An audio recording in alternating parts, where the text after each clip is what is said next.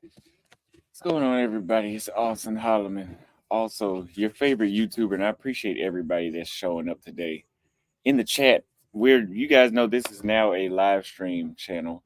We're no longer just a vlog channel. Whenever we start traveling, maybe we will get back to vlogs, but for right now, we're on live streams. Now, the title of today's show is I Am Officially Thirsty. We all know what thirsty means. And Anonymous, I seen you left a comment. He said, dude, it's only been a week. I'm very well aware of that. I had some action hours before I got on the plane when I was in Peru. So I'm not just on some 3-4 week starvation of no interaction at all, right? We knew that this is my least favorite place on earth is this metroplex, to be exact. I've already made very clear I have no interest in traveling around the United States. People say, oh, well, they have good women and there's more of a social life in Miami. I don't give a fuck about the hoes in Miami. Okay. I don't give a fuck about no immigrants in Miami. I will go to where the immigrants came from. That simple. Don't need to go to Miami and pay double, triple the cost of living what I'm already paying here in Dallas and run the risk of running into the same bullshit again.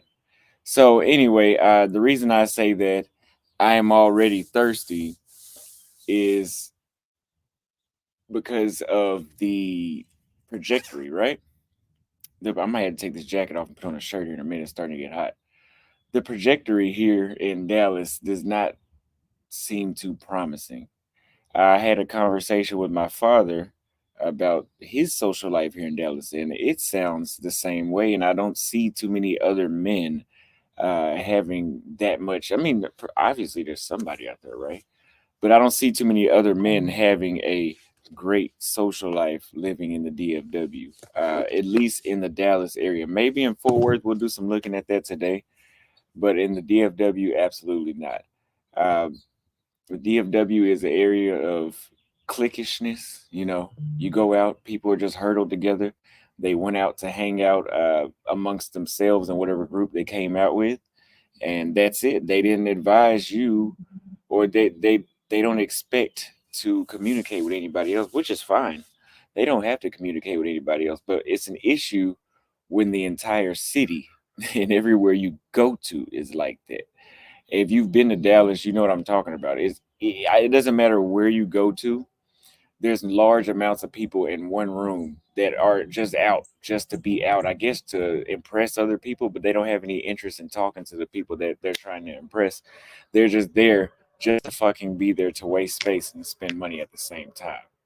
Now, when I was here the first time, I had people telling me like, "Oh, Austin, you should just when you go out, because I used to complain about the same stuff 2-3 years ago. When you go out, you should just go out with no expectations.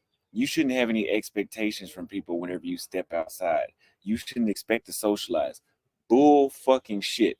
I'm not going to social settings with no expectation to socialize. I don't care where I'm at in the world. If I go somewhere and it's whack and people aren't friendly and people are just there just to be amongst themselves, I'm not fucking going. Now, for Anonymous, you said it's only been a week, right? We see family. I've seen my dad. I've seen my brothers. I still got to see a couple uncles and stuff like that, right? Uh, how long does that last? Is there life outside of family? You can't just hang with your family all the time. Is there life outside of family? And unfortunately, when you come to an area like this, it seems like there is no life outside of family, unless if you are willing. You could probably find it. How much work are you willing to put in to have some basic fucking social interaction, right? Whenever I'm in Paraguay, Uruguay, there's not just a bunch of dudes hanging out in groups, or there's not just a bunch of women hanging out in groups. You actually see interaction in between the opposite sexes from each other. You see men on dates with women, you see vice versa, and sometimes you see groups of people. You see groups of people going out, they're willing to socialize. They're how can you readjust going from that coming back? So I'm gonna take this jacket off. Going from that coming back here. I don't see how you could possibly do it. It may be better in other cities. I also don't give a fuck. I'm not going nowhere else. This is enough. This is enough. This is enough. I will go back to where I came from, like I was told. I will go back to where I came from. So, in other countries that I've been to around the world, you have an interaction with everybody, right? You go to the gym, people speak. People walk down the street to you, they speak. How many times have we been on a live and somebody finally spoke at 9 o'clock at night after I had been out all day and they said, and I told you guys that was the first person I spoke to today. You go to a cigar lounge and everybody just walks right past. Nobody has the common courtesy to speak to you. I went to the cigar lounge the other day to ask, and I was on live when I did this. I asked the guy, where are those little cheap cigars? Because I bought a bunch of cigars, but I like to have some cheap dollar cigars that you can smoke really quick, uh, just because sometimes I might be smoking for a long time. And he acted like I was bothering him by asking it at his fucking job. He acted like I was bothering him. That's the world we live in here. Give me a minute. Let me take this shirt off and take this jacket off and put the shirt off so I can continue on this rant.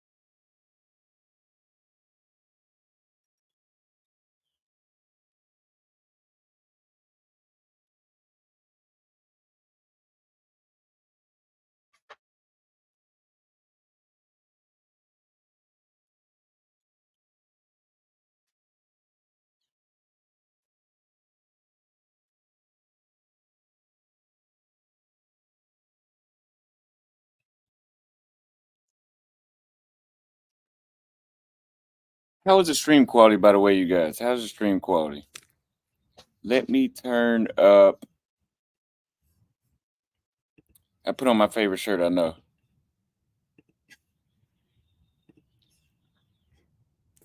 So he acted like I was bothering him by asking him which is his job.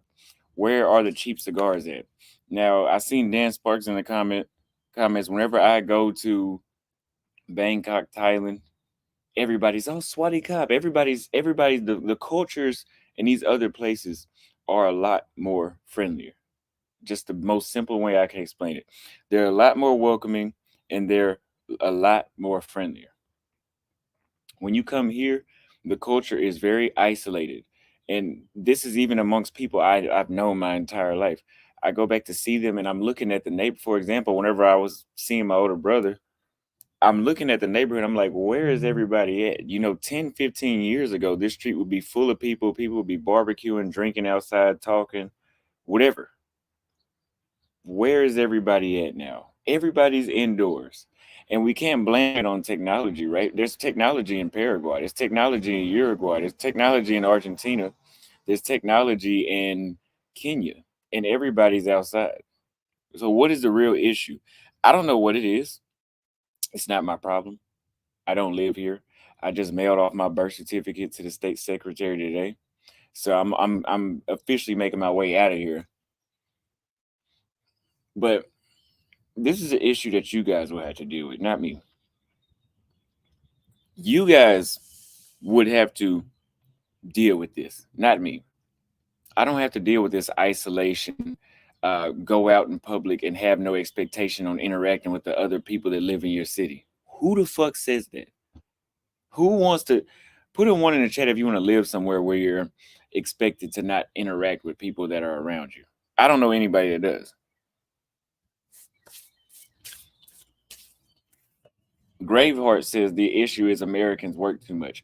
So if you've been watching me for a while, you know that when I was in Chile, when I was in Uruguay, no, not Uruguay, when I was in Paraguay, and a few places like Colombia and Brazil, I had a complaint that the women there worked too much, and it made it hard at times to see some of them. Like you had to really be patient for them to find a spot to squeeze you in at because they always work. Yet Brazil was the country that changed my life. Brazil has the best social culture I've been in the world so far. Out of everywhere I've been, I think I like that place is my number one. I usually judge places how much I like them based off their social culture, and Brazil is that number one place, and it's Kenya number two. Now, it's not work, it's not technology. What is it? We're from the country where everybody works 5 days a week. Like you're considered a workaholic in the United States if you work 7 days a week. That's considered overworking, working every single day. They have a word for that called burnout. I've never heard someone in Brazil think that working 7 days a week would lead to burnout. That's all they're used to. Yet when I'm there, the entire mindset is completely different on their approach to life. We have something that these other people want, and we have something that they want. If you're somebody like me, I enjoy the interaction with other human beings and the social aspect of being in another country.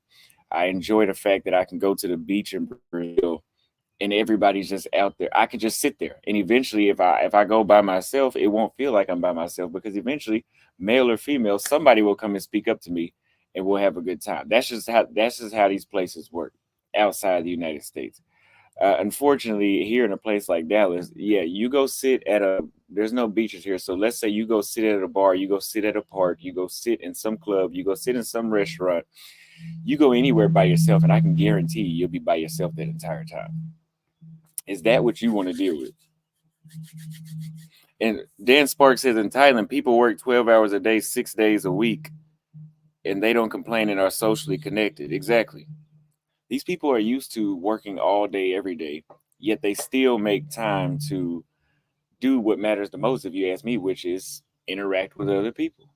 So, does anybody have an answer on why that doesn't apply the same way here?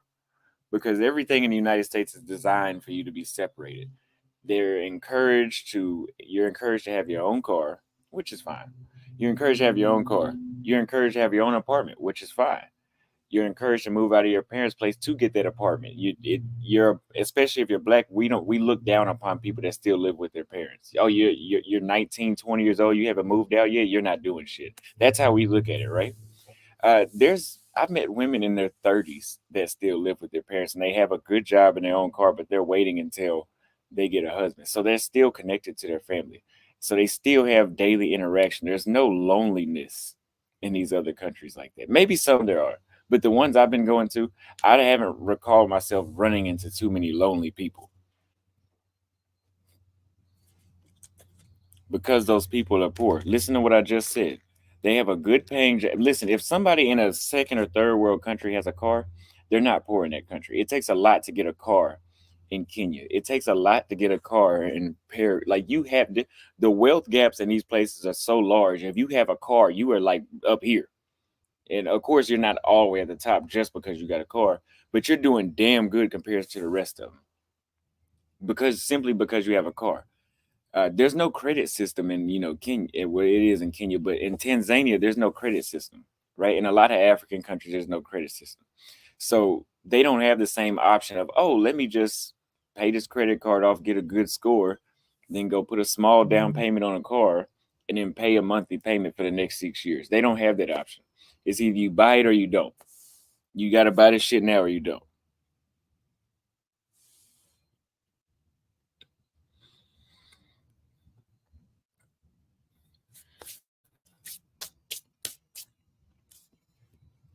So let me correct you, Mo Black.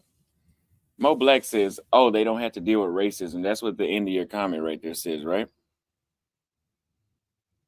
Brazil is, in my opinion, more racist than the United States. Okay, I've said this 1,000 times. Black people are not in the newspaper. They're not on TV.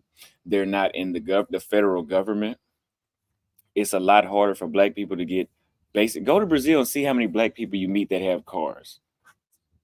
See how many black people live outside of the ghetto, and that's in the United States too, right? But we still have middle classes. Like where I'm at right now, it's a middle class area that's majority black. Usually in Brazil, it's not going to be middle class and majority black. It's going to be super low class and majority black. So again, it sounds like you haven't been to many places. I've been a lot of places now, so that's why I know what the fuck I'm talking about. Brazil is more racist than the United States, and they have the same police brutality killings, if not worse. In 2020, the state of Rio had more, the state by itself, one state out of all the states in Brazil, had more police brutality killings than the entire United States in 2020. You Google it, do your research.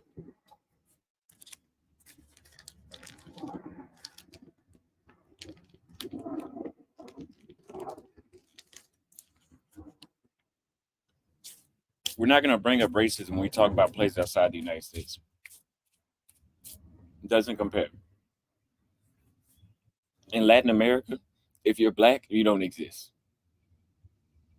Generally speaking, they're not. Google what people in Peru look like. Google what people in Colombia look like. Google what Brazilians look like. And I fucking guarantee you, at best, you might find a black Brazilian out of those places I just named. Yet all those places had black slaves. You know? The difference is we have some of the biggest celebrities in the world from the United States that are black. So you're not gonna tell me about fucking racism. I'm tired of hearing that shit.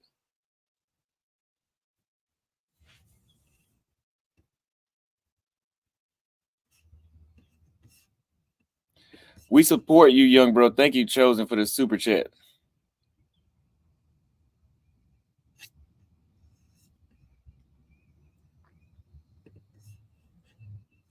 Base clips. If you feel like it's an incel rant, leave the channel. Block me. I don't give a fuck. Now, what is another issue that you guys see with being in? You know, what is another issue you see with being here?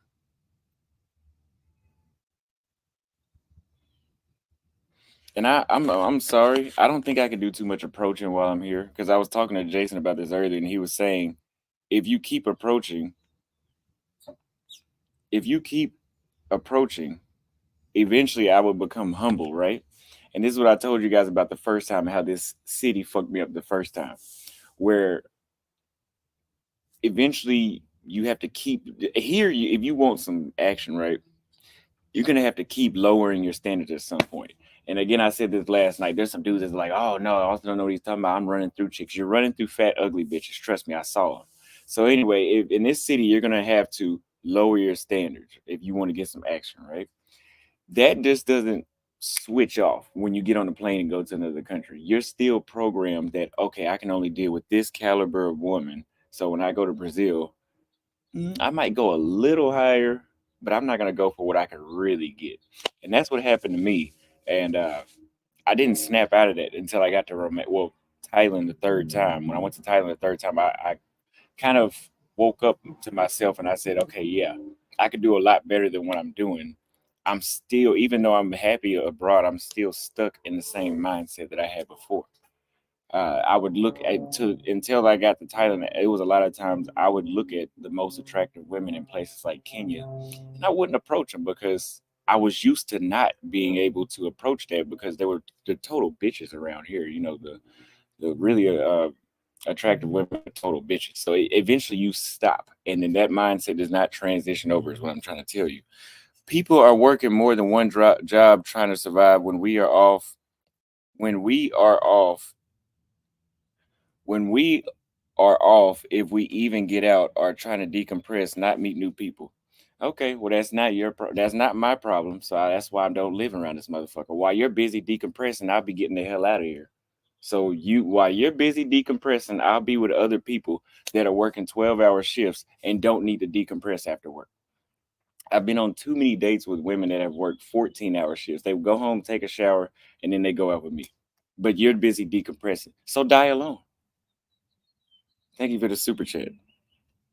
I'm from DFW too, and the dating here is trash for real. Yes, it is. It's not even just the dating. It's just every aspect. You know, I went out to eat last night. Went with my dad to eat last night. We went somewhere. Everything around here was closed, and here in DeSoto, it seems like all the food is designed to keep you fat. Like there's just a bunch of Burger King, McDonald's, stuff like that in the area. There's no real restaurants that you could eat at. So either you cook or you eat shitty food that'll have you big in 5 months. You know what I mean? So we went to I think it was Micosina, right? And this is in Dallas because we had to drive all the way into Dallas basically to get that. Otherwise, we would have to eat razzoos or some shit like that, which is just basically kids' food. We had to go to Micosina, and I'm looking at the menu and I'm having another culture shock. It's not necessarily a culture shock. I'm just in shock because I'm reading, okay, I want a drink. The drink is $15. $15 for a drink. When I was in South America, I was getting nachos, tacos, and a drink delivered to my apartment for $8. But to drink, it's just 50. And I was like, I must have been making a lot of money to do this before I left the States. I must have I must have been spending a lot of money. And I was like, wow, okay, for me to live the lifestyle I was just living for $3,000 a month. Let's say, I don't know exactly. For me to live that lifestyle, I would need to be making 20 grand in order to live how I was just living, which is fine. If you need to make that, fuck it. Did you pay $15 for a drink in Colombia? In Cartagena. In Cartagena, I paid $15 for a drink, right? But I'll tell you where I didn't pay $15 for a drink. I didn't pay for that in Buenos Aires. I didn't pay for that in Paraguay. I did not pay for that in Bolivia. I did not pay for that in Peru. I did not pay for that in Kenya. I did not pay for that in Romania, Poland, Thailand, Vietnam, Cambodia, or the Philippines. So don't bring up one example, Anonymous, and make it seem like it's happening everywhere else abroad. I've been enough places to justify what I'm talking about.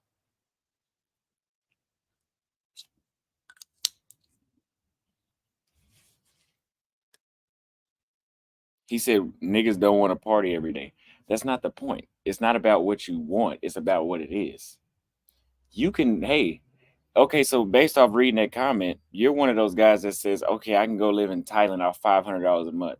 You might as well stay around this motherfucker because if you only plan to have $500 deducted from your bank account living in Bangkok, you will live a worse lifestyle than what you're living here. Number one, you're gonna live in a shitty apartment for that price compared to what you could get if you put $500 towards the rent every month. In Uruguay, I did pay that. Yeah, Uruguay and Chile are a little more expensive, but those aren't the only countries. But you're gonna pay $100 for rent, and then you pretty much pay for play because that's what you're gonna go over there and do anyway. Pay for play and dates. You can go ahead and write that shit off. You're not $500 a month. You're not doing that. You're not doing that.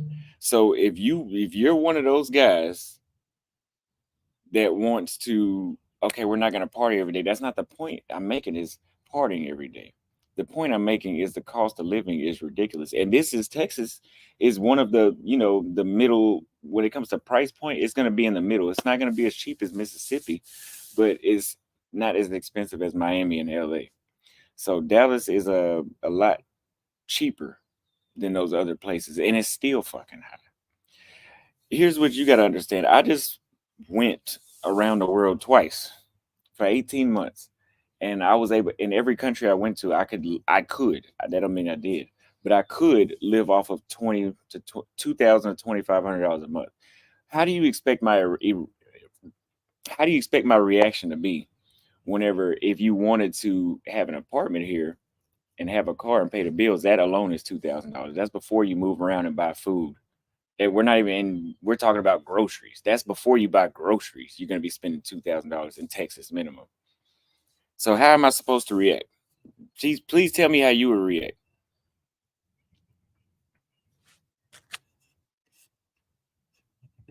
I fly out to Spain in 2 hours. I'll let you know. Thank you, Chosen 1619. Thank you very much.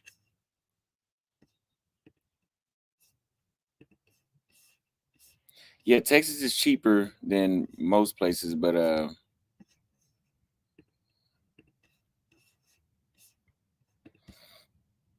Austin, I believe that people are isolated now because people just don't think it's worth it anymore. Relationships have become shallow due to burnout, social media, and a culture of self-reliance. Maybe that is it. It's not my problem though. See, coming back here has reignited me to uh people were telling me whenever I went back to Texas that it would, I think Gavin may have been the one that told me that it would reignite my purpose. The purpose of why I got on YouTube describing what I did. And coming back here, everything I've experienced in the past 7 days and the energy that I've felt in this and just the way how people speak to me and the differences I've noticed has really it's really reminding me like, oh shit, I have been out of touch with how bad this shit is here. I've been completely out of touch with that. So this is a maybe I need to come back here once a year to reignite, but it's maximum of 4 days. At yeah, maximum of 4 days. But maybe I need to come back here once a year to actually remind myself how much greener the grass is on the other side. Now, other places have problems, right? But what problems are you willing to deal with? As I always tell you, in the United States, they're going to try to force your kids to be gay. They're going to try to force you to be gay. They're going to put fluoride and all kinds of other shit in the water. They're going to put a bunch of other shit in the food. They're going to have people going shooting up schools for no fucking reason. And I mean, what do we need to go even further down the list? You can deal with that, or you can move to another country. You'll be in an upper class anyway. And usually people in upper classes have the least amount of those issues I described. So you're not going to deal with as many of the common issues that those people in that country experience. But they have real shit that they're worried about in other countries. Like they have corruption and crime. Like, which I'm not saying the United States doesn't have those things, but it's not dumb issues and gender wars. There's no gender war, in these other places. People don't have the mental capacity to sit around and argue about who the fuck should open a door, who should pay the bill, who's masculine and who's feminine. What the fuck do you mean who's masculine and feminine? Shut the fuck up. Who's masculine? Shut the fuck up. That's what you deal with being here.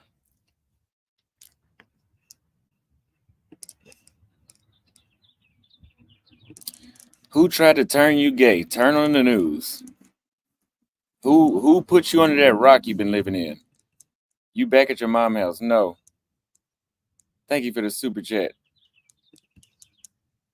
People used to go out either to meet the opposite. People used to go out to meet the opposite sex, or to enjoy the companion, or to enjoy time with your companion of the opposite sex.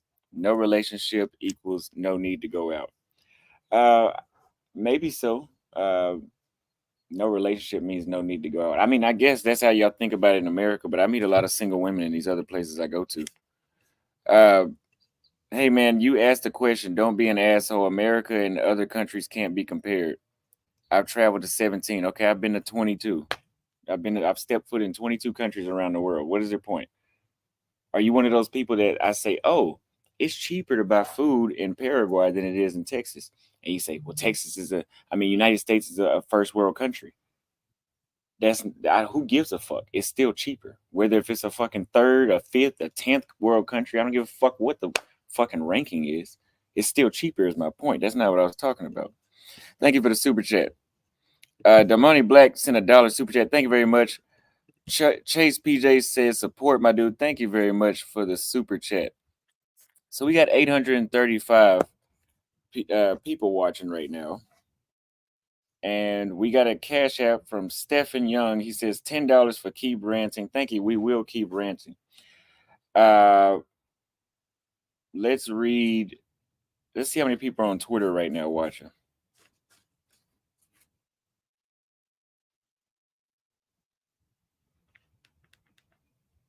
Let's read. So we got 170 people on Twitter watching. Okay.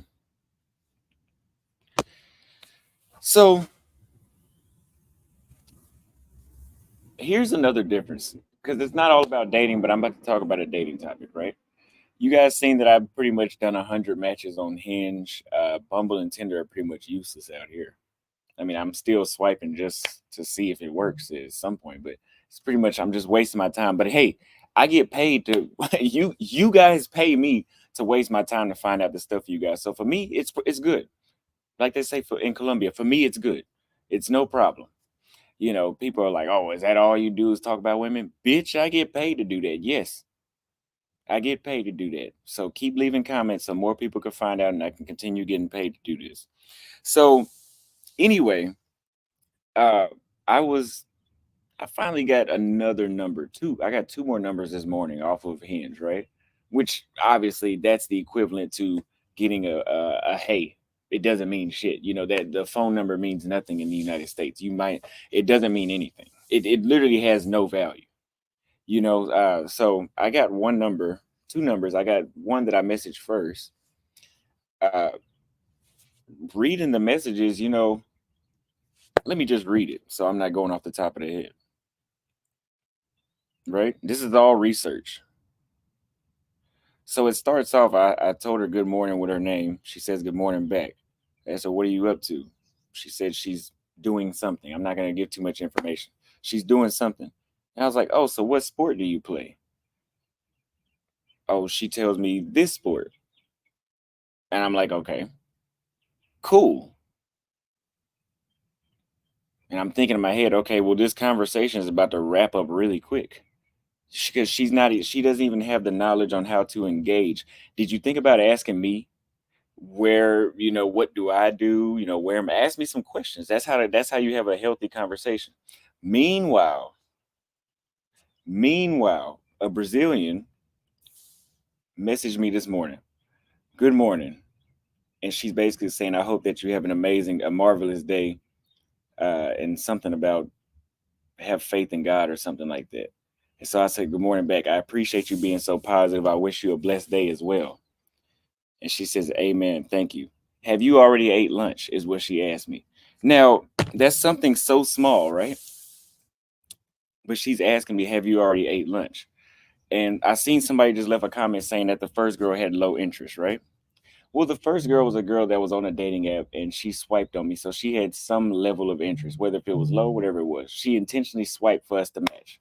The second Brazilian was a woman that I met in the mall that showed low interest, but I gave her my Instagram and I reached out to her later and we've been talking every day. So they both started from low interest, but the conversation and the interest in having a conversation and wanting to be entertained is completely different. And this is why it's literally impossible. It's literally impossible to transition back over to the United States. There's no way you can be gone as long as I was. I mean, for me, it took a week for me to wake up, but there's no way you can be gone as long as I've been gone and just come back and deal with the shit.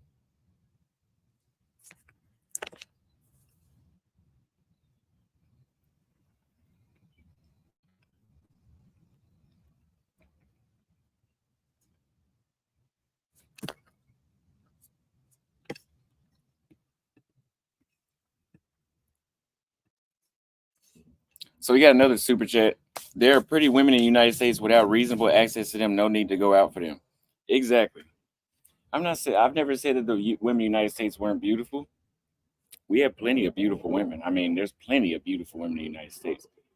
But like you said, the accessibility, it shouldn't feel better not trying to talk to them than trying to talk to you. Correct? Doesn't that seem backwards? But that's how it feels. Like when I go out, you guys have seen on live video when I went out and it was just bullshit after bullshit approaching. Why do you want to know my name? Some just bullshit. It's just bullshit. We've done it on live video. That's why I'm glad I do this. We've done it on live video. And if I'm like, okay, I start looking back, okay, I'm wasting a lot of gas, I'm wasting a lot of time, and it's becoming frustrating. I feel more at peace sitting in this fucking driveway talking to y'all.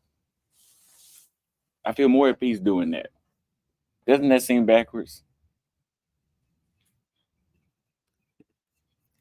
60-year-old fan here again, just catching up with you. Didn't realize you were in the United States. Don't take wrong, but your mom is very pretty. When are you going to head out again? I'll be out in less than 2 weeks. Thank you for the $20 super chat. Yeah, I've been in the United States a week today. So it's time to set up your shop outside the matrix. That would be cool. I don't think I really want to cut hair ever full time again. And I know you said a shop, but I would have to cut in there for some period of time. Shit, it's hot sitting out here. The sun is coming over, but I would have to cut for some period of time. So it would be it's not really my interest to do that yet. I went to Rio and fell in love. I bet you did. That's where I fell in love the first time too. You have me dying over here with all these comebacks that dudes hating. You keep telling them what it is, and they're not trying to listen. Shout out to you, my guy. Thank you for the $5 super chat. And here's the thing.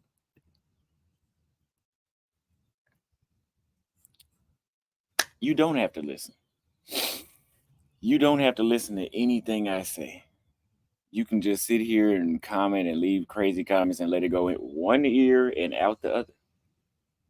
You can let it go in one ear and out the other.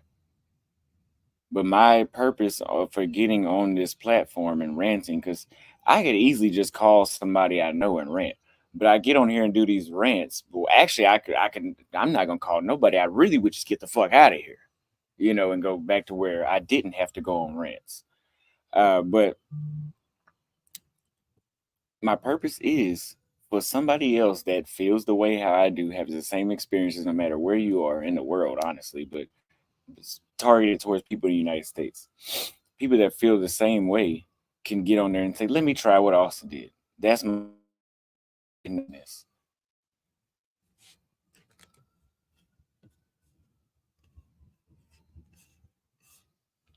Yep, we got 700 people on YouTube, and the rest are on Twitter. So we got 930 people watching. Now, what I just said should not be hard to understand.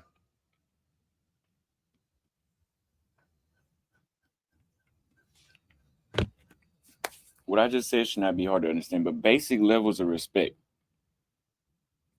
is given everywhere else I've been to in the world. Basic levels of respect. Even places like Bolivia, where I felt like they were rude, I didn't realize that they weren't as rude as I thought until I came back here. They're not as rude as I thought in Bolivia. Like Bolivia is a place that I wouldn't be running to get back to. But would I go back there? Yes, I would go back there. It was peaceful. It was peaceful. The weather was warm. It was a cheap cost to live in. Once you found where the pretty women are at, you could pretty much interact with them with not too many issues. They weren't the friendliest, but you wouldn't have too many issues. The food was good. The issue is it's not that Santa Cruz is not that big of a city. I mean, it was one small area, and then outside of that was a shithole. Outside of that was a complete shithole. But it was still a state of peace, and you still feel like you could just enjoy yourself being there. Your social life. Social life is the most important thing that you can have in your life. It's just like when people say, oh, money is not everything in the world. It's really not. It's very important. Money is very important. It costs money for me to buy this camera. It costs money for me to sit here and rant because I have bills and stuff to pay too. I have stuff I have to pay for. So money is very important, right? But you can have all the money in the world, but if you have no social life, if you don't have a consistent interaction with people, your life, the money means nothing. It means nothing. I can move to Brazil, my money multiplies by 5 because that's what happens when you go there. The money multiplies by 5. But what difference would it make if I wasn't having that same interaction that made me so crazy about Brazil? Like it wasn't the fact that Brazil was so cheap. That was one of the pluses. But it wasn't the fact that it was so cheap. It was the way how I was being treated by everybody, not just women, everybody. The basic level of respect and the social circle you can build amongst everybody is priceless in another place, in another country.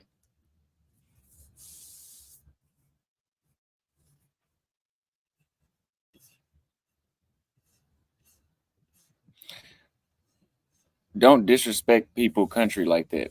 A shithole is a shithole. Like there's a shit, and it's if it's a shithole, it's a shithole. I just bragged about it. I'm gonna give an honest review. Like I didn't say the country was a shithole. I said in one area it's nice, and outside it is a shithole. Now if they want to get online and post photos of a shithole and make the shithole area seem like it's not a shithole, then that's on they can do that. But I just said that I said enough positive things, and I don't have to say anything positive actually, but I did. Salute to you, bro. Men, Austin is proving that we have upper hand. Explore your options. It's that simple. Yes. Explore your options. Go other places. This is the best monologue you've done on this channel. Well, the reason that this is the best monologue I've done, thank you, first of all, Anonymous, even though I had to get on your ass at the beginning. The reason that this is the best monologue is because I have 41 cities, or 43, somewhere around there, 43 cities around the world of experience. 43 cities of experience, 21 other countries outside of the United States, 22 including the United States. I've been to several states. I've been to 50 states, but I've been to several states in the United States. For example, I've been to Oklahoma, Ohio, Louisiana. I've been to Florida. I've been to Georgia. I've been to Mississippi. I've been to New Jersey. So that's 7 states. That's enough. I'm not just talking about Texas when I'm on this damn screen. Now, anyway, I've been to 43 cities per se. I've been to 7 states around the United States. I've been to 21 countries. I've interacted with hundreds, if not thousands, of people. We're not gonna say slept with, but who gives a fuck? I've slept with a lot of women. I've dated a lot of women. You know, I've seen the pros and cons of certain different cultures and interacting with women in certain different cultures. And then I come back, and then ironically, nothing has changed here. Nothing has changed here. Uh, is it me? Is it me when I can replicate myself in other places and get a completely different result? Because I don't behave differently when I go to these places. Like, if you think I'm arrogant in Bolivia. I'm arrogant in Paraguay. I'm arrogant in Vietnam. If you think I'm arrogant, trust me, I'm not changing when this camera turns off. So, is it me? Or is it exactly what it really is, which is the culture, which is the environment that you're in? Laws, history, religion, all those things can alter the behavior of people, right? The United States is a place with some of the loosest laws. You know, you can get caught with 4 ounces of weed, and that's when they actually decide to put you in jail in Texas. After you have 4 ounces of weed, right? You get 4 ounces. But guess what? Go to Cambodia and take 4 ounces of weed with you. You'll probably never be fucking seen again. So the United States has some of the loosest laws in the world. There's no mandatory religion. You know, you can be a damn Satanist here. It's okay. You know, you can do whatever you want. Uh, and the history is racist as hell. And what, that being said, what morals are people in the United States being held to? What standards are they being held to show each other basic levels of respect? Respect is very important for me. I have zero tolerance for disrespect. If you feel like you could disrespect me, I'm going to give you, it'll be 17 years and your ass wouldn't have heard from me again. Trust me. I don't give a fuck. I got to go to the therapist because I don't give a fuck.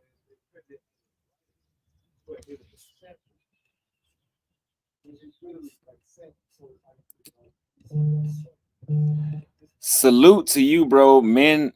Oh, I just read that. It's the honesty for me, bro. Salute. Thank you, Chosen 1619 for the super chat. Thanks, bro, for all you do and waking us up, showing us it's a bigger world than just living here in the States. Thank you very much. And that's exactly what it's all about. Showing what the world is. And here's another thing.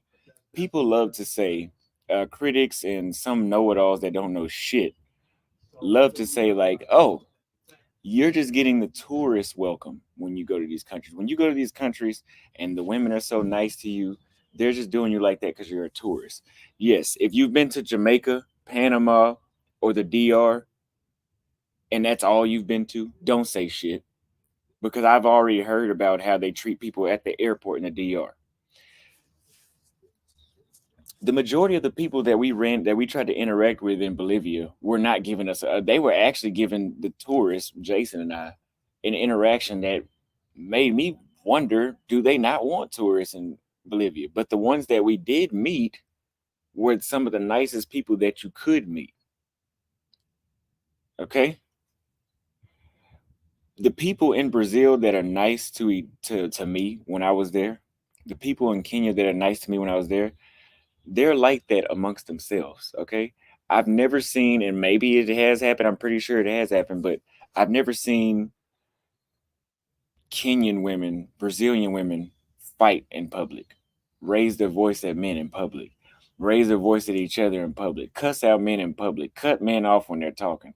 Honestly, you can call me a misogynist or whatever you want. I think when I'm talking, you need to shut the fuck up, to be honest with you. And being in another country, I don't have to tell you that. I don't have to tell you that I'm a man and you shouldn't cut me off when I'm talking. I don't have to do that.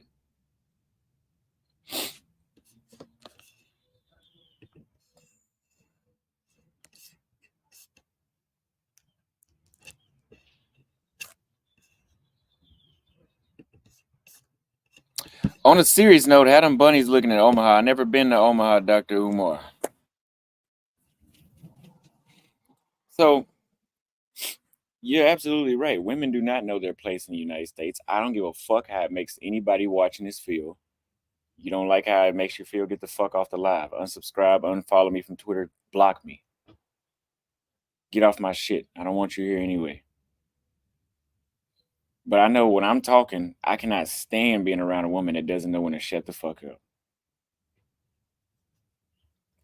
But when I'm in Paraguay, when I'm in Uruguay, I don't have to hear that. And it's not the fact that these women are more independent and they have a middle class, because they have a middle class in Chile. They have a strong middle class in Uruguay, and the women have their own cars and their own apartments. And I'm not getting overtalked. I'm not getting disrespected. I'm not getting a finger in the face.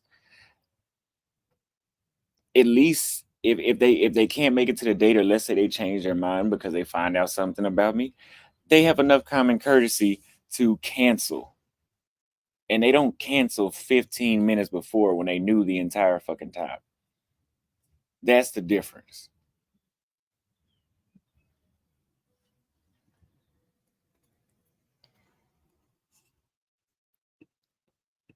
Yeah, let's see how many people we got on Twitter watching now. It's good that we can do both platforms at one time. It's good that we can do both platforms at one time.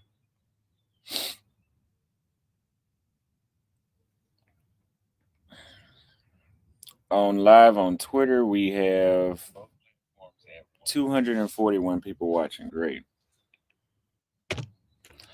We're getting close to, yeah, it is a form. What I'm going through, I wouldn't call it red pill rage because I'm not bitter about women. This is bitter about, I wouldn't even call it bitter because I know I'm leaving, but this is me complaining or venting about American women, right?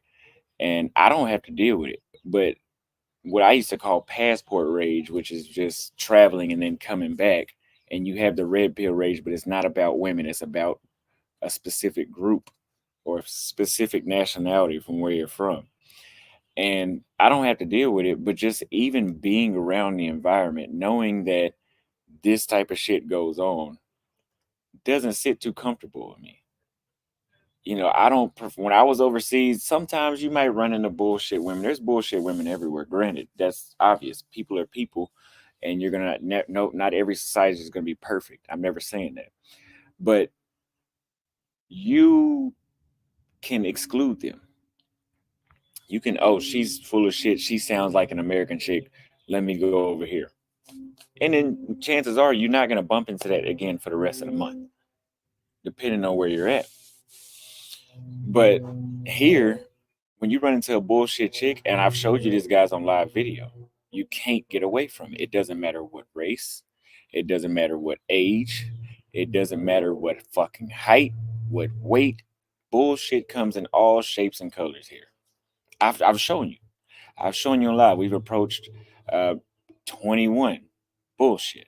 We've approached 42. Bullshit. We've approached 30. Bullshit. Black. Bullshit. Mexican. Bullshit. It's all fucking bullshit. So that's why I refuse to deal with the bullshit. I'm not coming back. And by that, I mean I'm never coming back to stay.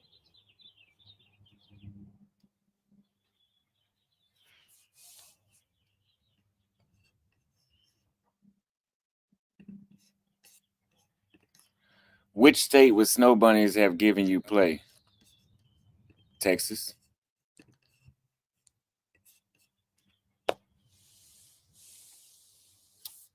So I don't know why some dudes think like, oh, it's Black American women that's the issue. No, I tried that. It's not just Black women. This is that's why I always say this is an American woman thing. I've met Hispanic men from the United States that feel the same way I do in other countries. I've met them. I've met them in Colombia, which in Medellin, which I'm not too much of a fan of, but that's where I met them. I've met white men. Jason is a white man from the United States that shares a lot of the same ideas, that I have, right? You've met Asian men in other countries that have the same thing that they say.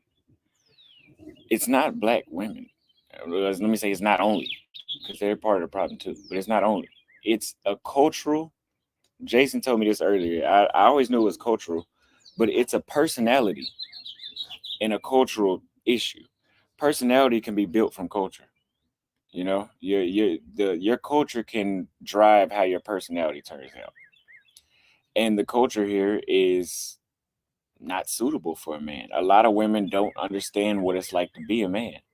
And in a lot of other places I've been to, there's no issue with knowing that men and women are not the same. Men and women are not equal. Remember yesterday I was in the grocery store and there was somebody that said, well, it was a woman. She said, well, my advice, whenever I stop looking for things, that's usually when they come. Yeah, don't follow that advice. As a man, nothing in life will come to you if you just wait on it. It doesn't happen. You can wait on it, but you got to be working for it while you're waiting on it. This YouTube channel did not just come to me. I don't have 1,100 people almost watching right now just because I waited on it. I had to try that. I had to try to get it. If I want to go on a date, if I want to sleep with a woman, if I want to meet a woman, whatever the fuck, they're not just coming up to me. They're not. That's not how it fucking works for a man. We have to go look for shit. I can't just wait on some other man to protect me. I have to protect myself. So women and men do not live in the same reality. So women might be critiquing my content. Good. You don't understand my fucking reality. We're not the same. So I suggest you shut the hell up and just pay attention. Because you don't have the same reality as I do. Or any other man. Unless he's gay or something, maybe y'all might have the same reality. But being straight, you don't have my reality. Trust me. I don't have simps in my DMs willing to pay my bills. I don't have females that do that. There may be some man that does have that.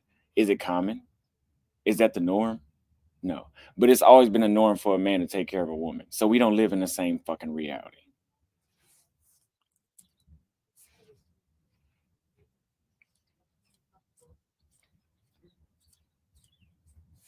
We don't have the same reality. Now, right now we have 1,139 people watching. I don't know how many are on YouTube, but I know that the rest are on Twitter, like I told you guys. Now, besides the so I mean, besides the social life, again, I said this earlier. I'm gonna continue on social life. Besides what I just said a minute ago, I said this earlier. Men in Paraguay, men in Brazil, men in Uruguay, men in Chile, men in Argentina, men in Kenya are not cock blocking. At least not in mass numbers. Can you find that? Maybe. Off those countries I named, I maybe had 2 or 3 in a matter of 10 months out of all those countries spent together. You can go to one restaurant and go to the bathroom and there's somebody cock blocking you. There's somebody willing to fight you over a woman that they don't even know her fucking name.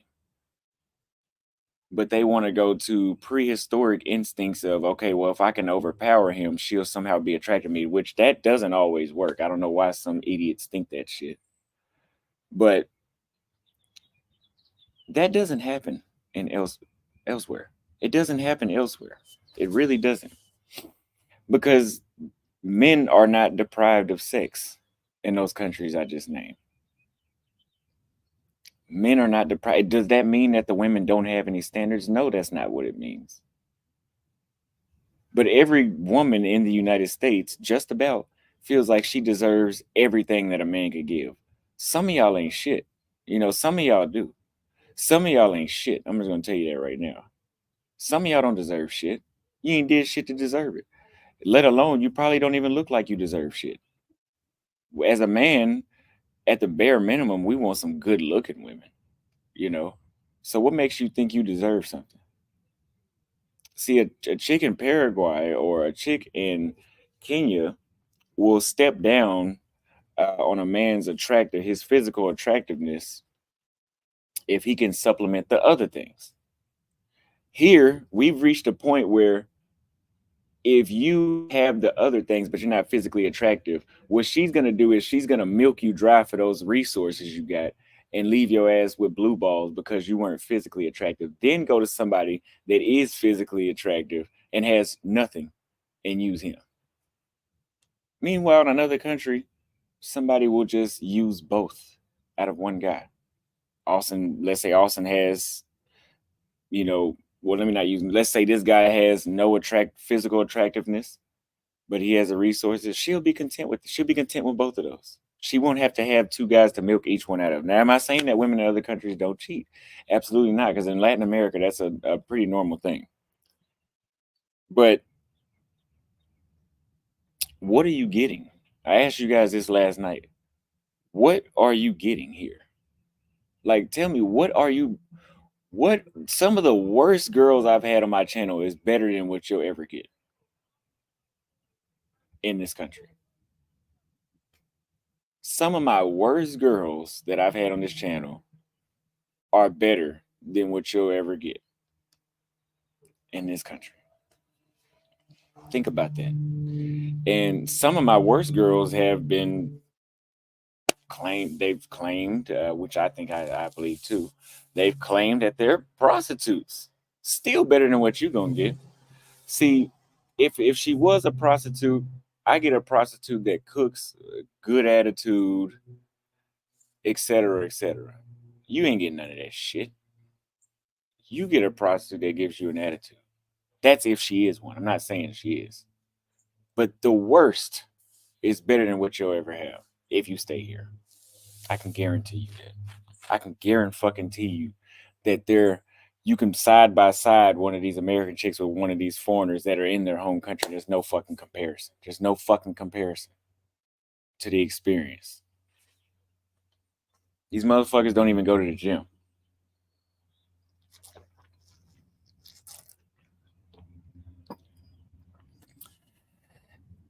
In Latin America, the gym is the club. That's how many women go to the gym in Latin America. Here, the gym is just the gym. Like, if I could get rid of all the clubs in Latin America, my life wouldn't be any different. I would just go to the gym, work out, meet women there, socialize with women that will smile at you when you talk to them. No problems. But you go to the gym here, most of the women look like they're whales and they've been in the gym for 6 months and they haven't lost any fat. They need to practice eating once a day is what they should do. And they should eat a fucking salad only. When I go to the gym in Latin America and I approach a woman, even when there is no interest, I still get a smile. I still get rejected with a smile. Does that happen in the United States? Yeah. Is it common? Am I going to tell you to expect that when you come here? No, the fuck I wouldn't say that. Don't expect that. Expect rudeness. Because like I told you guys earlier, This country is built off of no religion. They say it's built off Christianity. That's not what it is. Trust me. On paper, it is. On paper. But we're not really held to any religious standards, right? There's no morals here. So people treat you however they treat you, including the opposite sex.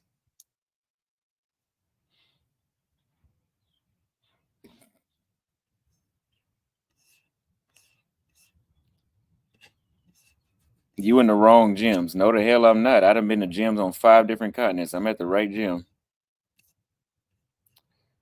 Message to Jason from Floyd. It's on site. Thank you for the super chat. Just binge watched the Austin Holloman Patreon again, and the latest content is fire. Keep dropping those behind the scenes gems. Yes, if you guys are not subscribed to the Patreon, subscribe to the Patreon. It's only $4 a month. That's a little more than a gallon of gas here in Dallas. Everybody has $4 a month.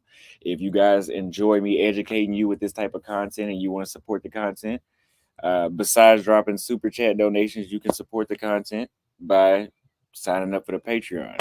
It keeps me working and it keeps me constantly learning more things about these other places around the world to give you the game at only $4 a month, $48 a year. Thank you very much. Salad only from Cage. Thank you for the $5 super chat. So we almost got 1,200 people in here watching now. We got 1,185.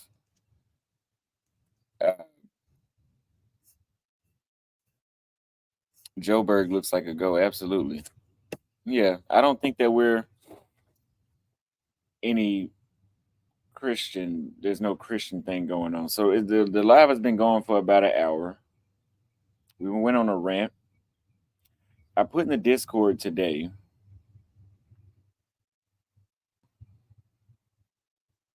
that today we would go on a rant to start. We would go on a rant to start. Second, we will smoke a cigar as usual. And I want to talk about something very important that we all need to know. Because I can sit here, I'm here temporarily, right?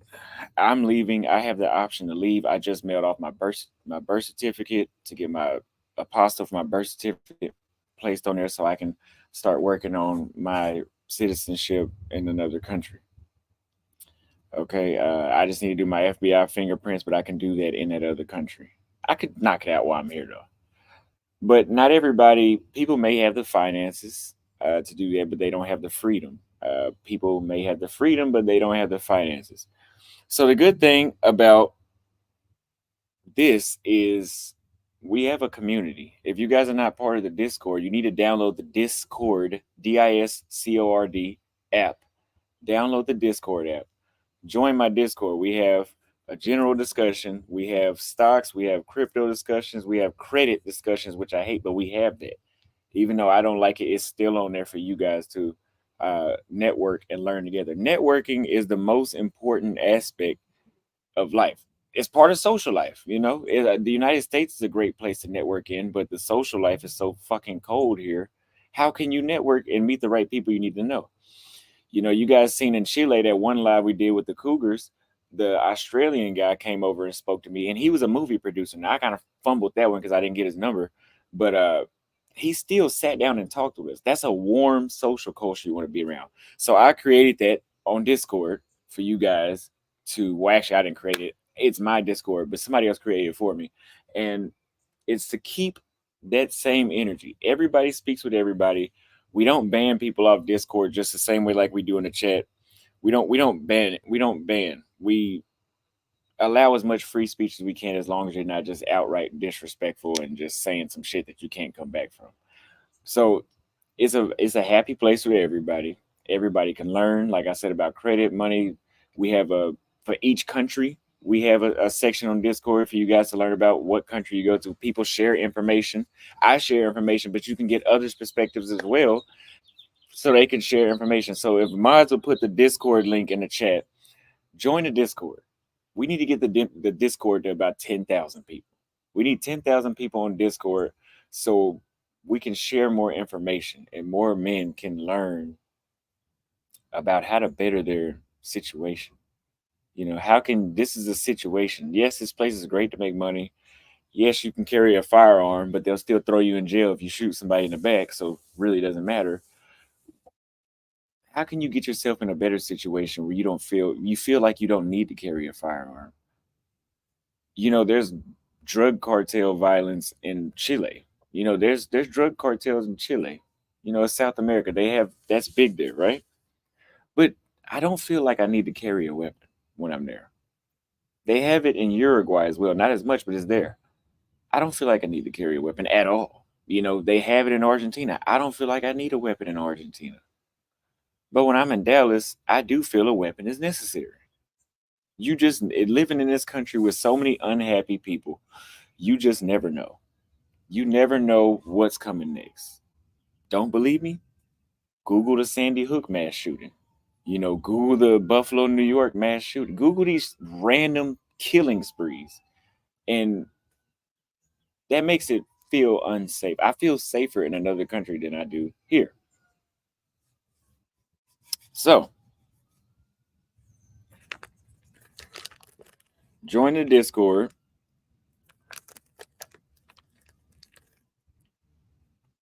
And learn today. So, I want to talk to people about, I want to learn about stocks living abroad as another form of making money. So we have a lot of people that just joined the Discord. We have 1, 2, 3, 4, 5, 6, 7, 8, 9, 10, 11, 12, 13, 14, 15 people that just joined. Thank you guys for joining the Discord. If you are enjoying the show, make sure you hit the Cash App at $Austin Holloman. Elliot Rogers is signing Incel Rage. Austin got to be a Freemason. What do you mean? I mean, I know what you mean, but why you say that?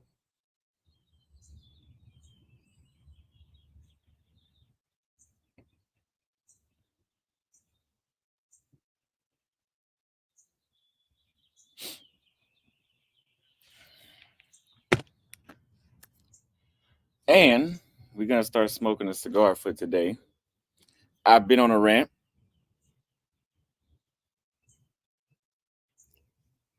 for about an hour and 10 minutes. That rant will be reposted later on because there's no telling how long I'm going to be on this live stream. You guys know that I'm live for like 12 hours a day now. It's the best decision I've made going on live streams for this long. So I finally found some lighter fluid. I spent an hour driving around looking for lighter fluid. This is a Brazilian cigar.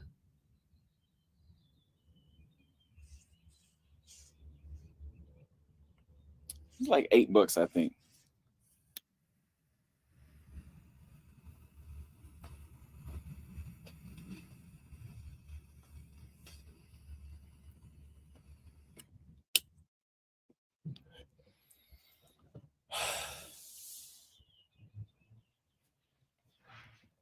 Now, this cigar has a very sweet taste.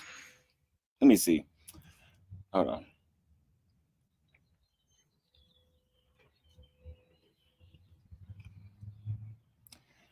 It has a sweet, like a nut taste to it almost. Like it has a nut or something in it, but it's sweet at the same time.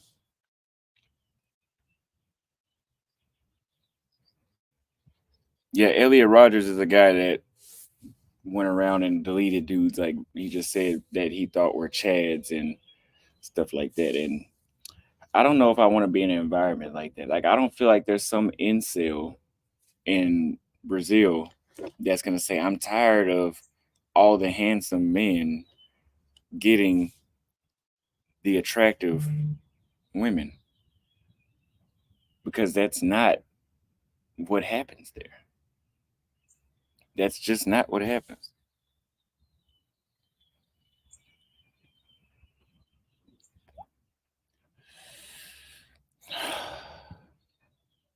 So we're gonna try one more city too, which is Fort Worth, referring to like dating apps and going there just to see what's going on there.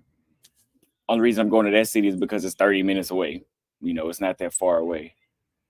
Going to Austin, that's 3 hours away. That's more dedication to go there. I can just wake up early in one morning, go to Fort Worth, and be there the whole day. But Austin, I have to actually plan that. We're gonna do that.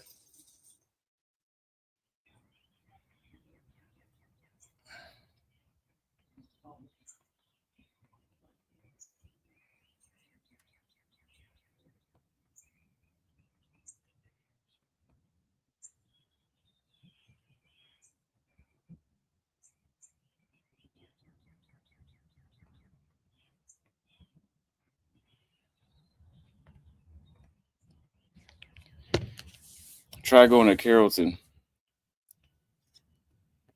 I used to work that earlier. I mean, I used to work that way.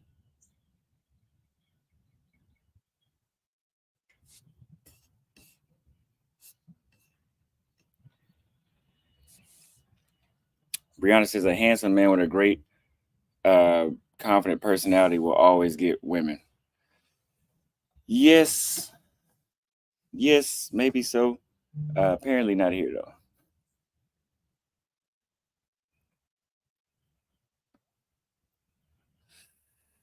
Put a one in the chat if you guys want to do a call in. DeSoto usually wins state football. I'm not into football, but I've always known DeSoto had like the best football team in the state. Always. Always. Like one of the best in the nation. Speak to the American women listening. What do you want me to say? I don't really have much to say to them. Their mind is made up. I've told you guys, I accept people for who they are. I don't hate American women. I hate the way how they act. But I don't want to see anything bad happen to them. I don't wish any harm on them. I don't go to sleep thinking about them. I don't. Now that I'm here, maybe so. But when I was abroad, I didn't think about them. So unless if I was making content to compare, but I have nothing to tell you. I have nothing to tell you. Continue doing what it obviously is working for you because you have the same behavior. So continue doing what you do, and I will find the men that don't want to deal with it, and they'll follow behind me the way it's intended.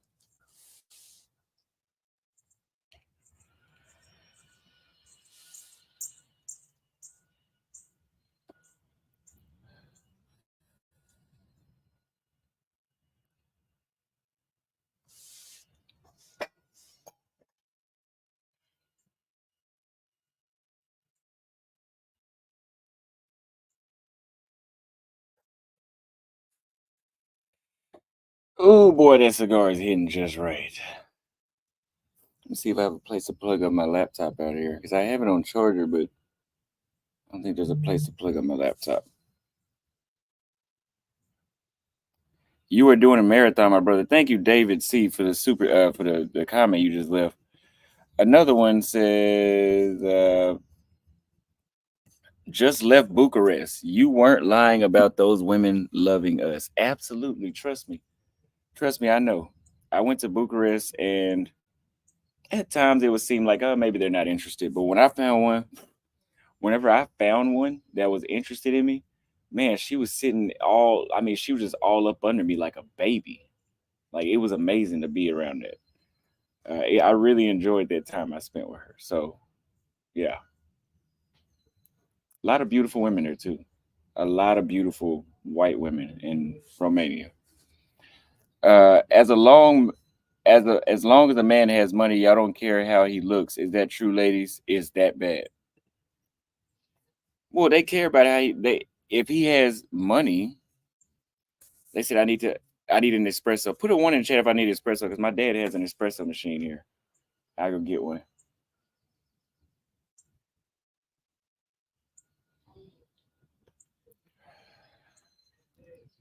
I have water. Trust me, I'm always gonna drink water with espresso with a cigar.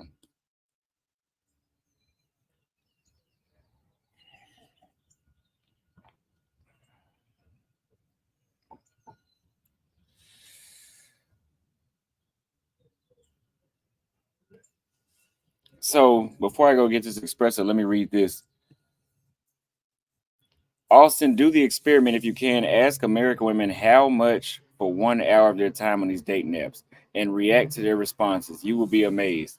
So I actually talked about that last night when I was on live. I said, I'm at this point, I'm gonna just start saying, hey, and then let's say we start like the first message we match, I'm gonna send a message first. Hey, beautiful, I just came across your profile. Really would love to get to know you, but I want to let you know I'm not wasting your time. So I'm gonna be the guy that takes care of everything for you. By everything, I mean I'm gonna take care of your note, your bills, rent, phone bill. I'm gonna take care of everything. And anytime you want to go out to eat, I'm gonna be the guy that you can call. And we're gonna see the responses. And if they come back and say, like, oh yeah, yeah, here's my number, blocked. It was just a social experiment.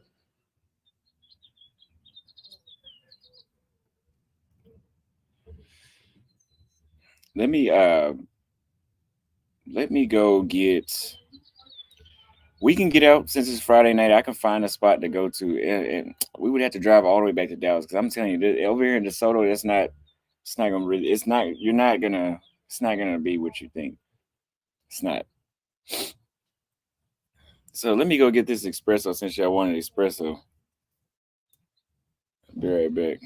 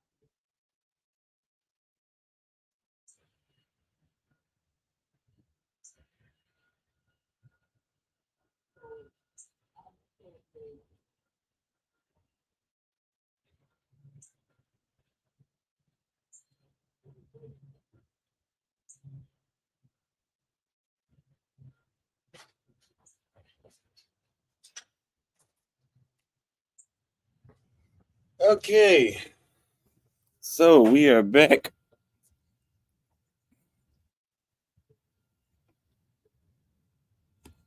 International AO, I see you got your troll ass back. Hopefully the espresso machine is warming up. Usually it'll tell you, it'll start humming like it's warming up, but this one is not making that noise for some reason.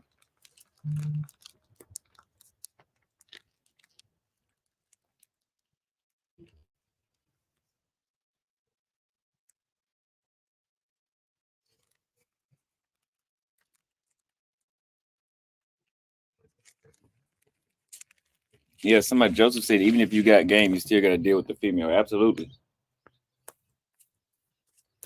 So I'm going to use something other than StreamYard in the future because right now StreamYard is showing like that my connection is poor, but my laptop is showing it strong. That's only even when I use StreamYard on my phone, it does this. It's not really efficient. Question: I don't understand the experiment.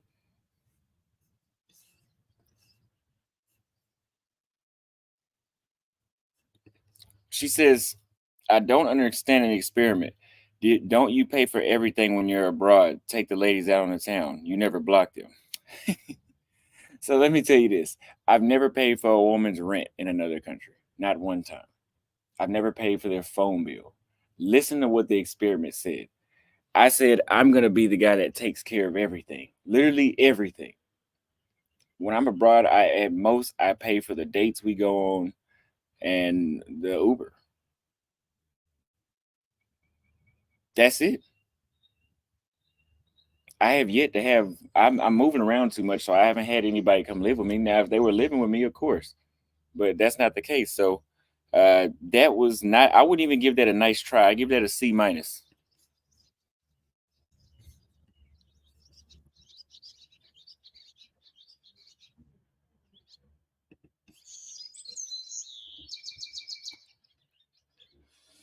Yeah, she tried it, but it was. I wouldn't even give it a nice try.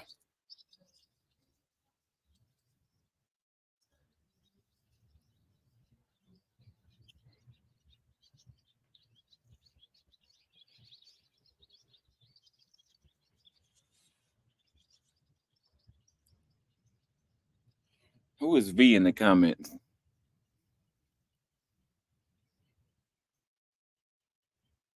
He said a D minus. I give it a D minus too.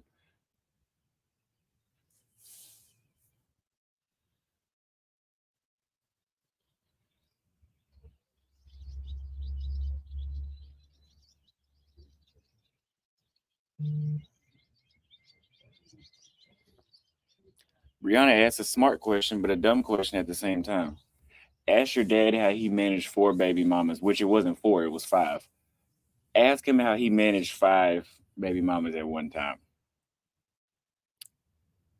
Dinero, dinero in Portuguese, dinero. That's really all it takes, right? Number two, you said he had no problems. See, these kids that you were referring to were all, except for two of them, were all born in the 90s. The dating scene was not, women's personalities were not the same in the 90s. I've seen videos of parties in the United States in the 90s where everybody's socialized the same way how they do in these other countries. These other countries are just far behind, and I hope they never catch up, but they're far behind where we at when it comes to the social aspect.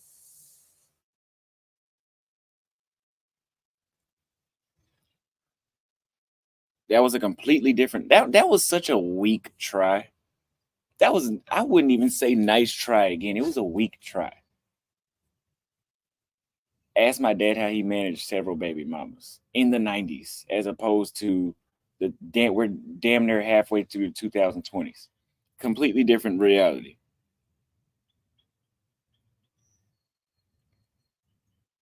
Back then there was no social media. So if you were a woman that was going to reject every guy that you saw on the street, yeah, that was the end of the story, because the only way you was meeting people was out in person. There was no, okay, let me go get on my phone and go get on Tinder. If you had this thing where you just wanted to reject guys all the time, that was it. Different era. People had to act right back then. The you had to act right before 2012, probably, let's say. Before that, people were still social.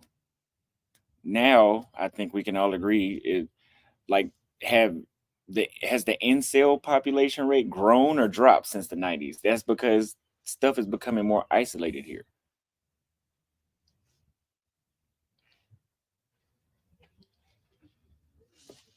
Yeah, women still wanted marriages in the 90s.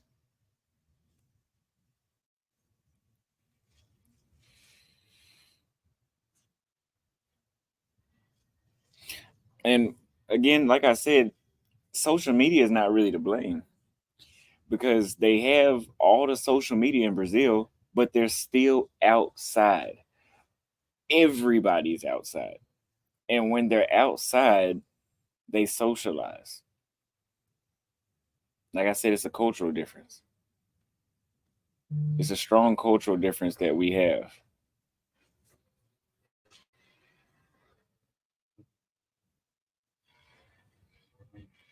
Oh, you really were trying to understand the experiment. Is that right?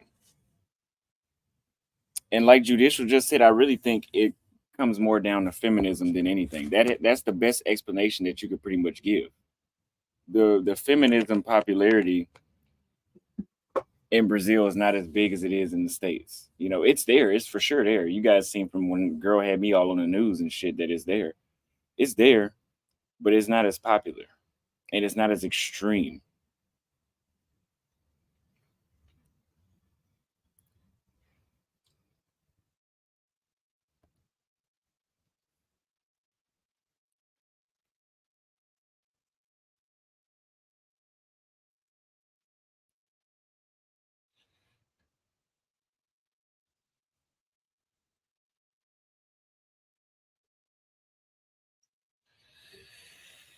Oh God. I hope you guys enjoyed that rant at the beginning. I will clip that and post it. What is income like in Brazil? The average person is earning like $400 a month there.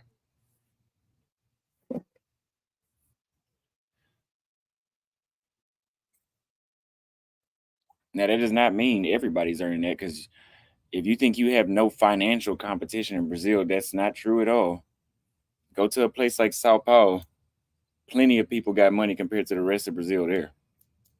Go to the south of Brazil. They have a Dubai of Brazil. Go to Florianopolis. Go to Porto Alegre.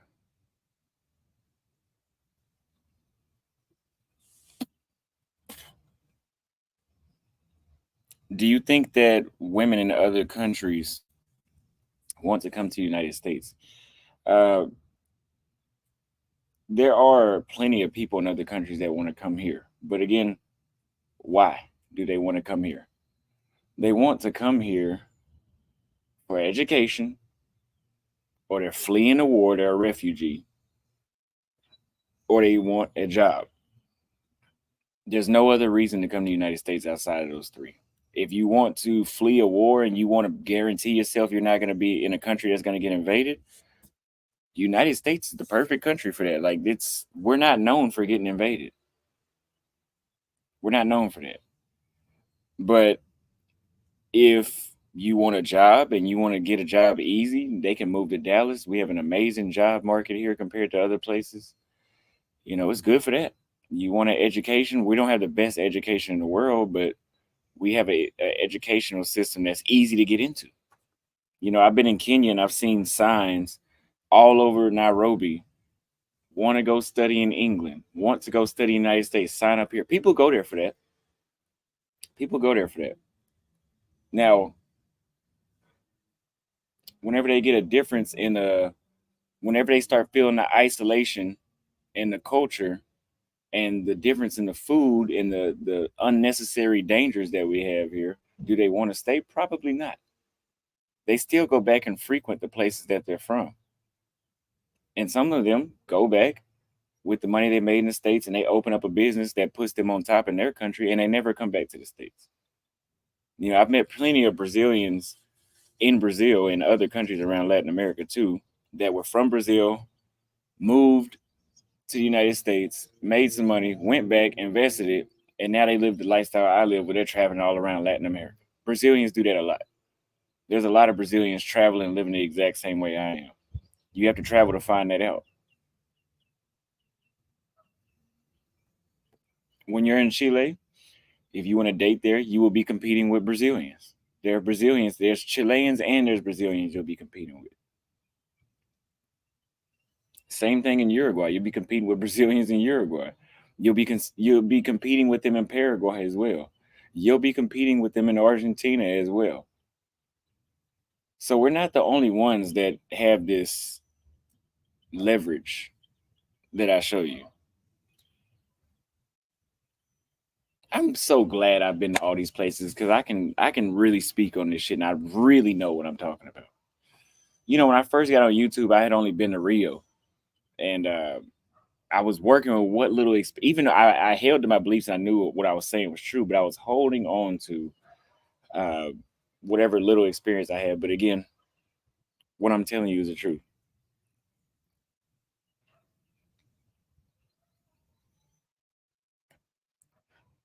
Like, what do you think Africans and Latin Americans come here for?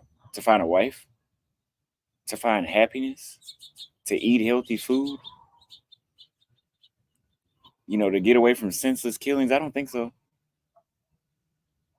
I think they come over here for what I just told you for. They're fleeing the war, and they want military security, education, or a job.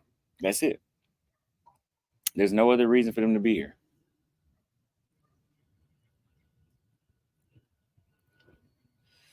They're not coming over here for a tax benefit, by getting citizenship. Like I'm going to Paraguay and I get a tax benefit out of being a Paraguayan or a Chilean or Argentine, right? They're not doing that in the United States because once you become a US citizen, they tax you everywhere you go in the world. So they're not over here for that either. They only get the citizenship so they can stay here to work long enough. They're not over here for that.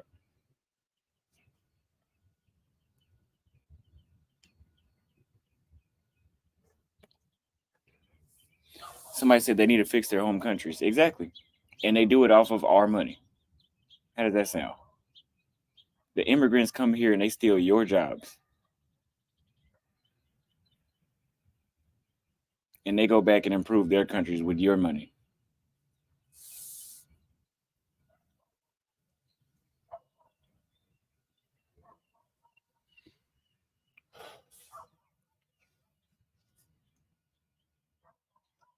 How many people are watching on YouTube now?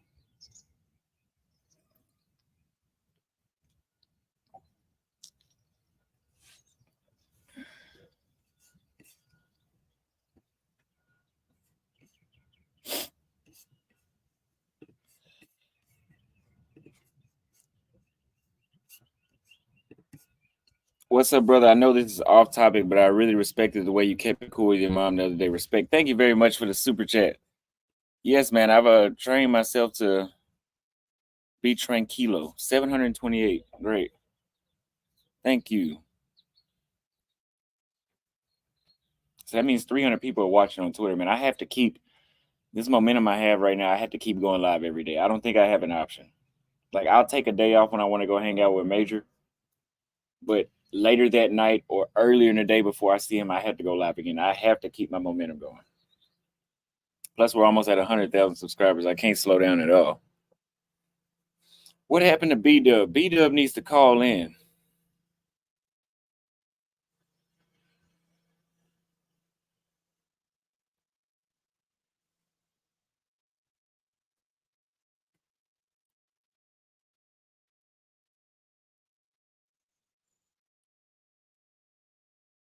Right now, we're at 97,673 subs, and we need like 2,200 and something to hit the 100K. So we're not that far away.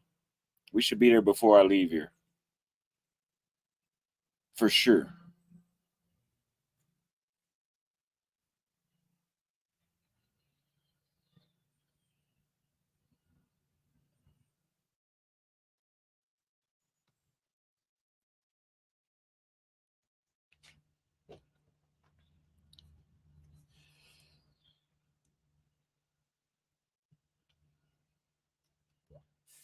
Suave Prince says, as always, keep bossing, bro. Thank you for the $5 super chat.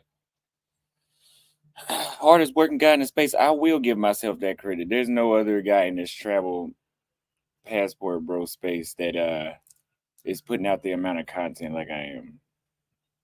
Just is what it is.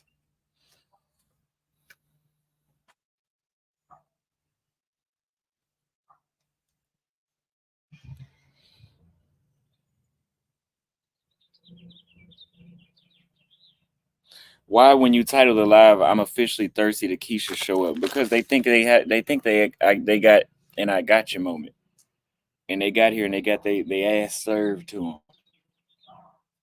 I love the Keishas too. I'm just gonna talk shit to you because y'all came to talk shit. Y'all don't care about my well being. These Keishas that come here to start shit, y'all don't care. Y'all just come here to talk shit. Now I tell you what, I don't hate y'all so much. If we were in a country where there's not a lot of Americans, like I didn't see a lot of us in Bolivia, and I saw that you were a woman, I'd say, hey, here's my Instagram. Take my Instagram. If you have any issue, if you need help, you can reach out to me here. You still wouldn't appreciate it because it's never enough. It's never enough with y'all.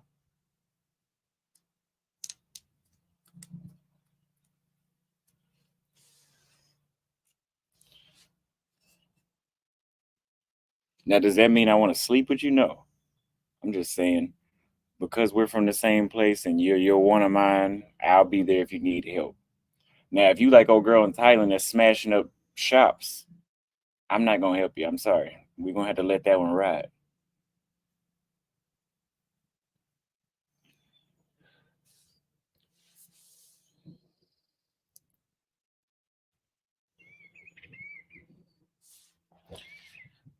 We got a cash out from Dan Miller, $30 for great content. Thank you very much for the cash app, sir. I really appreciate you guys.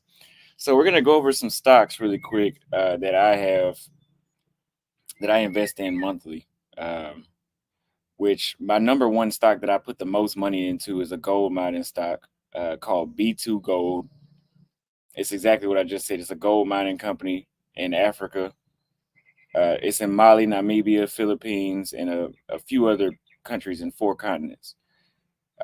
Meta, I have money in Meta. Nvidia, which is the graphics company for computers. Microsoft, we all know Microsoft. Bank of America, Apple, Amazon, S&P, Tesla, Advanced Micro Devices, Alphabet, Super Microcomputer, Boeing for the airplanes, PayPal, and since I smoke cigars, I put money in cigar stocks, which is British American Tobacco, and Shopify, and I invest in them because I use Shopify. My online store is ran through Shopify. Too many stocks. I mean, you can say, listen, I'm the type of guy when I buy stocks, I'm not gonna touch them for years. I put the money in there, and I continue to figure out other ways to make money, and then one day maybe I'll take a portion of it out. That's how I envision my stock plans. I don't sell, buy, sell, buy, sell. I don't day trade.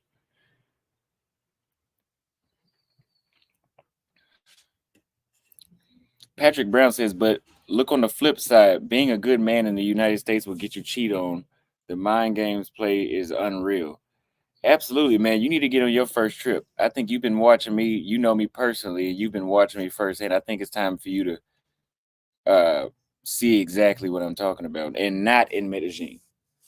I would tell you go to Cartagena first, even though I don't like it. But you can always reach out to me on the back end and ask me that.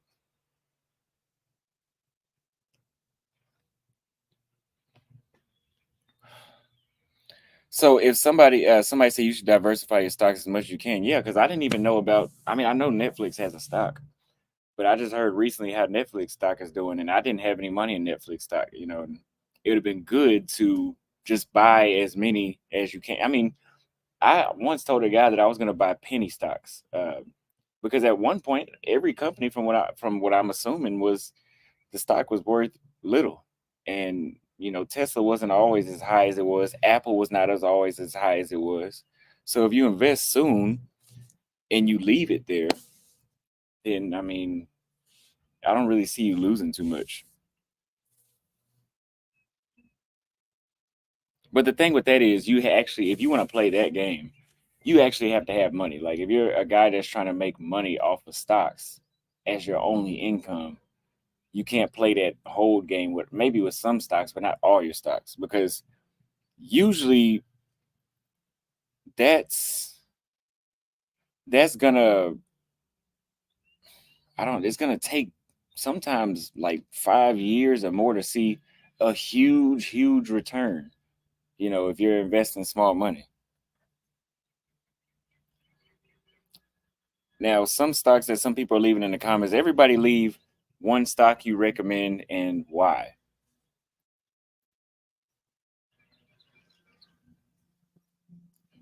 You have to play the stock game with millions of dollars. I mean, yeah, like it's one of those things that, like I said, just keep putting money into it. Same with bonds and you bonds and S&P and stuff like that. You have to just put ETFs. You have to just put money into it. In my opinion, put money into it and let it sit. And it's the highest interest savings account. You know, if you think about it, or crypto. It's just crypto is a hell of a lot riskier.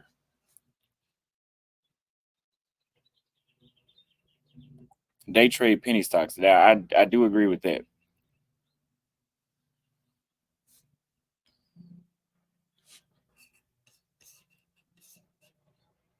Yeah, it goes up without you doing anything. Yeah, it goes up by itself. The naughty American expat says Alphabet Google is $1 trillion company that's never going away. I did see that Mac said electric cars, so like charge point electric pump. And so I would say I mean not places, companies that are making lithium batteries, uh, the actual car companies themselves like Tesla, and I think gold as well in places like in things like Google. You know, Google has been around since the 90s. It's not really going anywhere. You know, I don't care how many lawsuits they go through. You know, stuff like that is the modern day oil company. You know, of that was of the 1800s and the 1900s. Like that's the modern day version of the Rockefellers and the other giants from back then. Those are the new version now. And honestly, you know, oil is a thing that's going to run out at some point. I don't see technology running out. You know, there's no when does technology end? You know, computers will never end. Computers have been around for like damn near a century now. Like they had computers in the 50s, they were just the size of a car, you know. So anything computer related, graphics related is something to always buy into.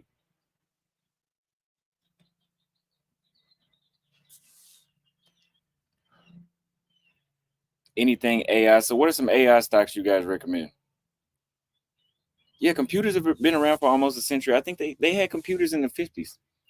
They had that stuff. It was just way more. It was just less advanced, a lot less advanced. Like there was no this shit that we have. Like there was no social media. There was no chat GBT back then. Like the stuff was in its baby phases. Invest in sex robots. That is a logical thing to invest in. That's going to be something big too.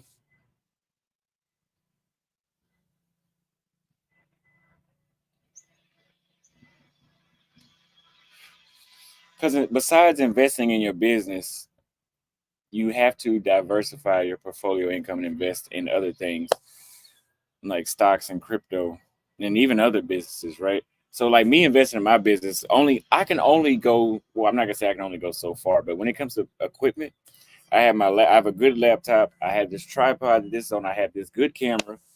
I just bought I have a tripod for my phone. I just bought the mobile hotspot.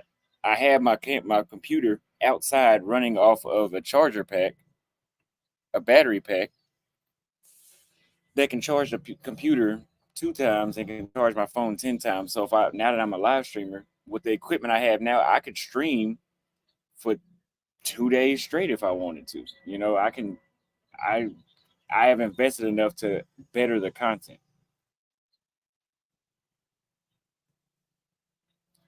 Now eventually when I get sitting still and I'm not doing streams walking around town and stuff, I'll have to invest in lighting, better cameras. There's always ways to invest in it.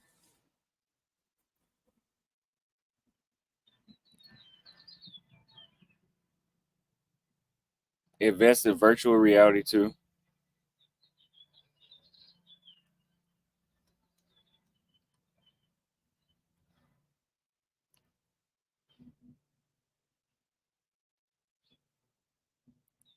Did he stream his cut? No, I haven't cut my hair yet.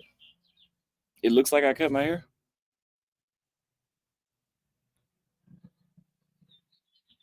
I invested in super microcomputer. Yeah. And that's why I say hold it because you never know. You just never know when that stuff is going to go up.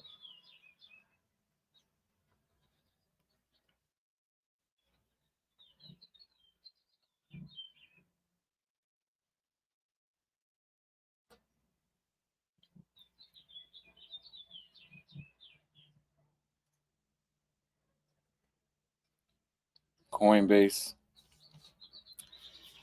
Wow, we've been live. It's if the live streams feel a lot longer whenever I do them on this computer and this camera. Like it hasn't even been 2 hours yet.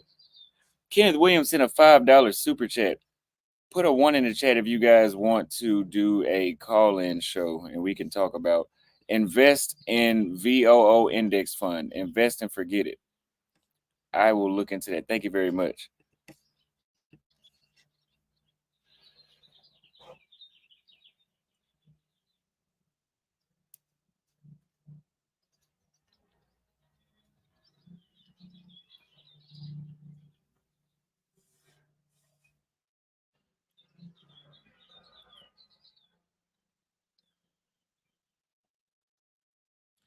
Okay, so I'll drop the link to the call-in down here in the chat.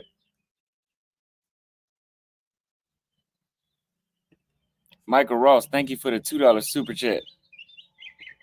Yeah, Wesley, if you could please call in and tell us about stocks, because I want to learn too. I'm not an expert.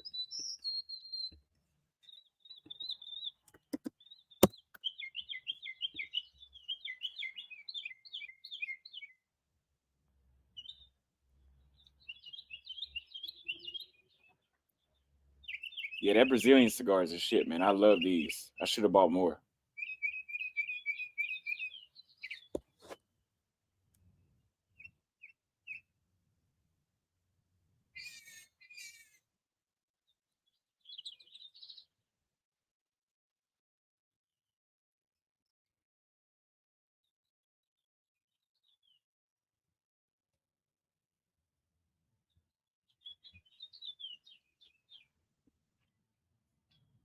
Yeah, my dad does go to the gym, but he works out. I mean, he works so much. He doesn't make as much time as he should. Not fat though. Well, yeah, he's not fat.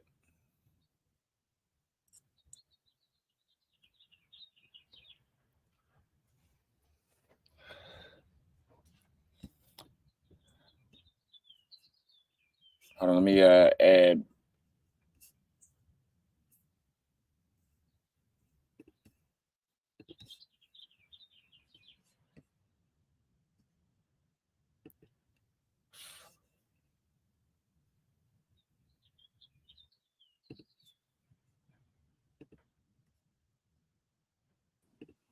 Hey, Austin.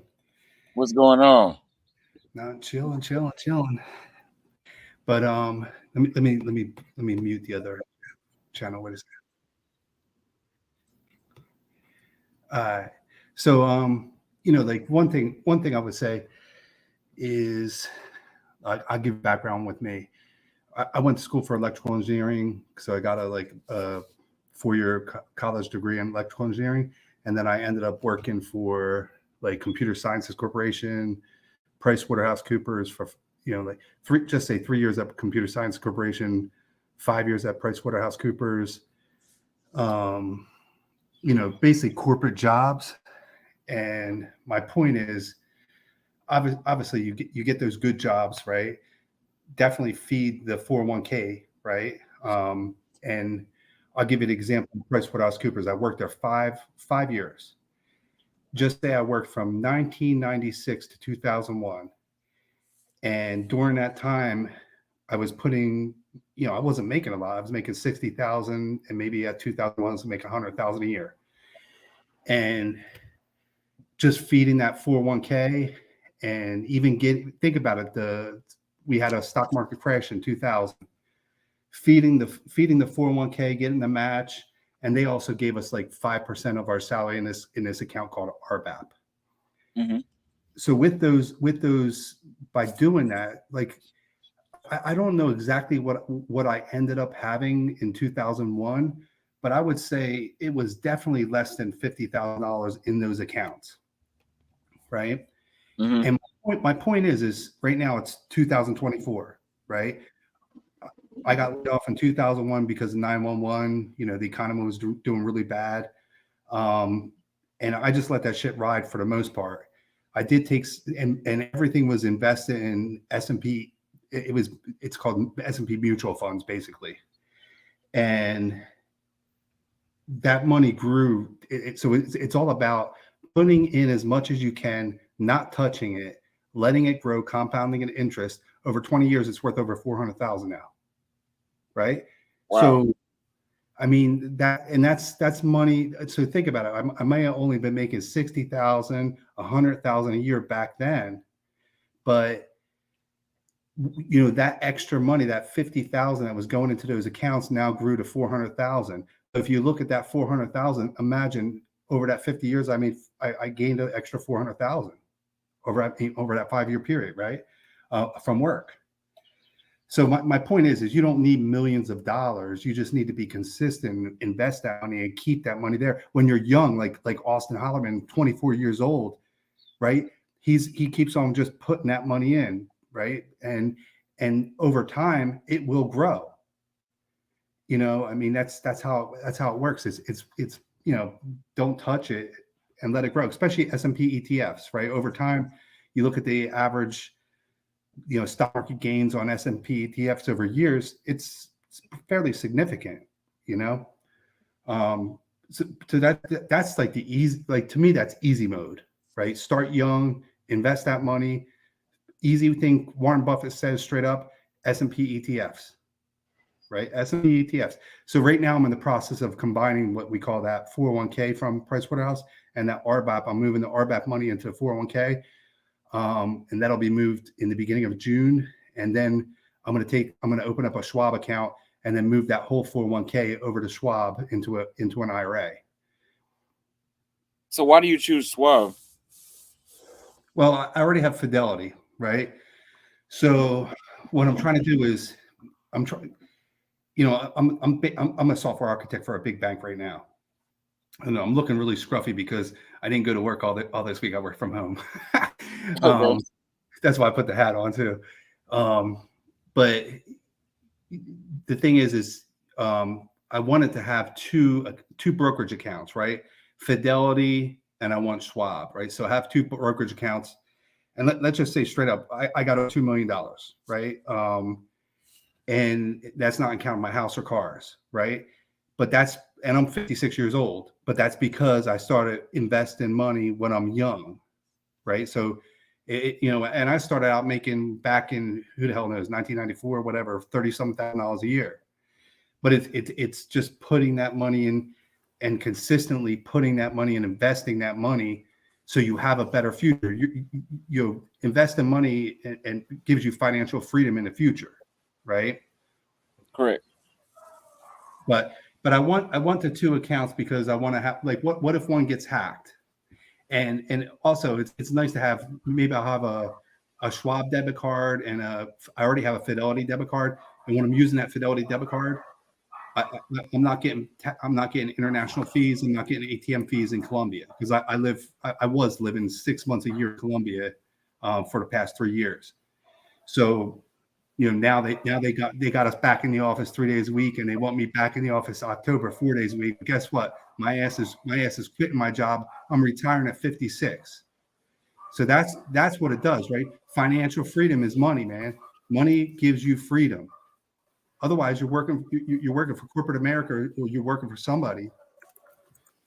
So, Absolutely.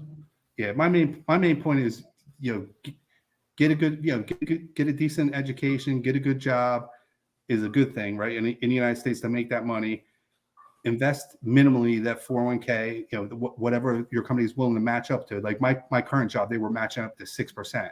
Now they just dropped it.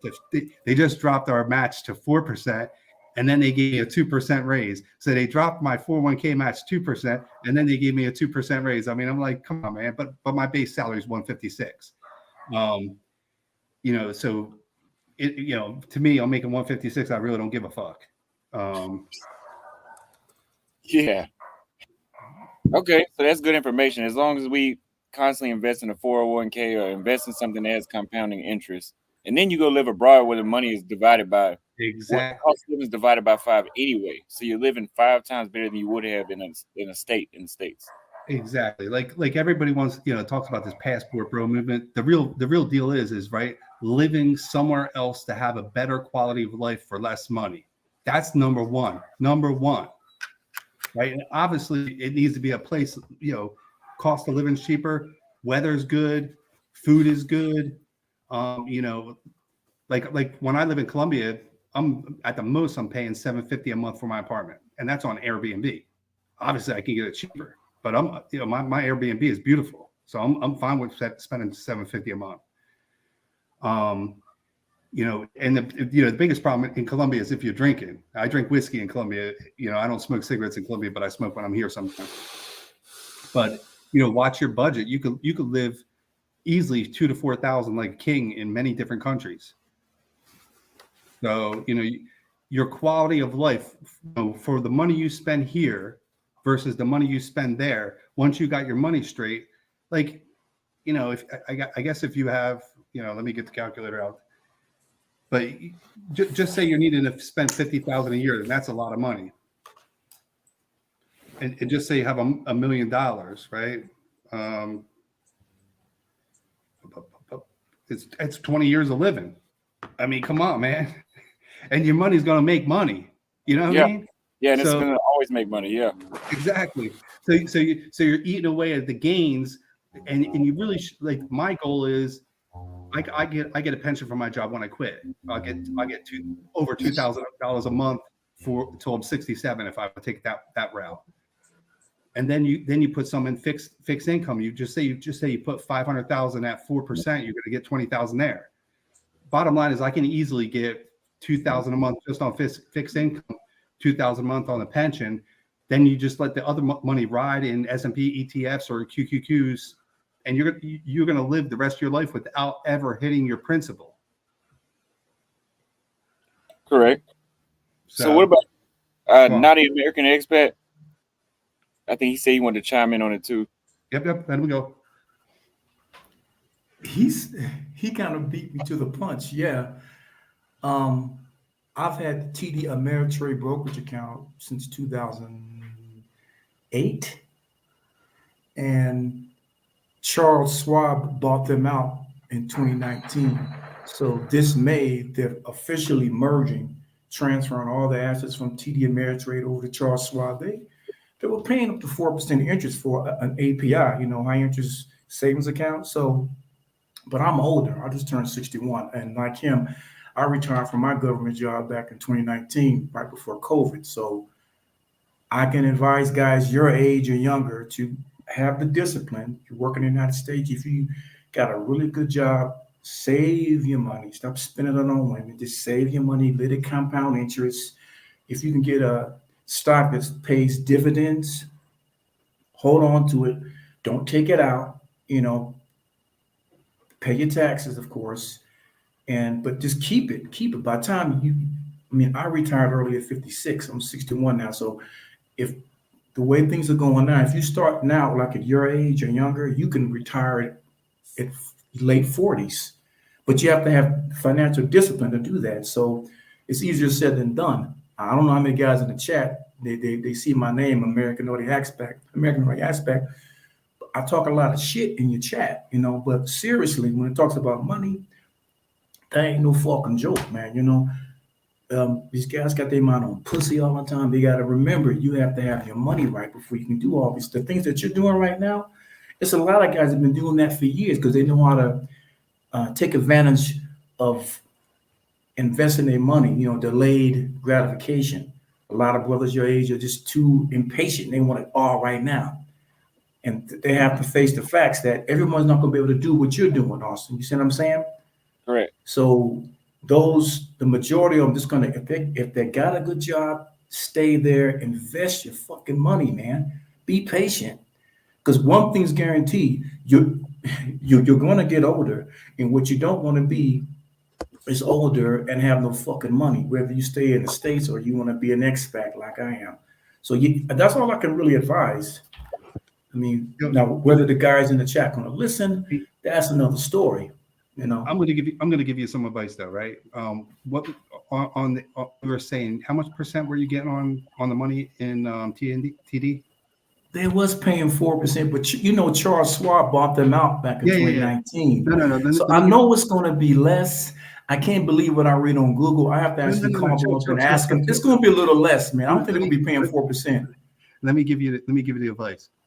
All right. So first of all, the money markets that are in Fidelity right now are giving 5%, right? That's money markets, right? But the problem with money markets is all that interest you're making on money markets, you're going to pay. You're going to pay taxes, federal taxes, and state taxes. Because even if you're living abroad, you're still going to pay federal and state wherever the hell you live last. You're going to pay those state taxes wherever you live, right? So what you want to do is you want to move that money from the money markets into the treasuries, right? Treasuries, you won't pay state taxes. The T-bonds. You're right. Well, yeah. So you mean the one that lasts for up to 10 years, a 10-year treasury note?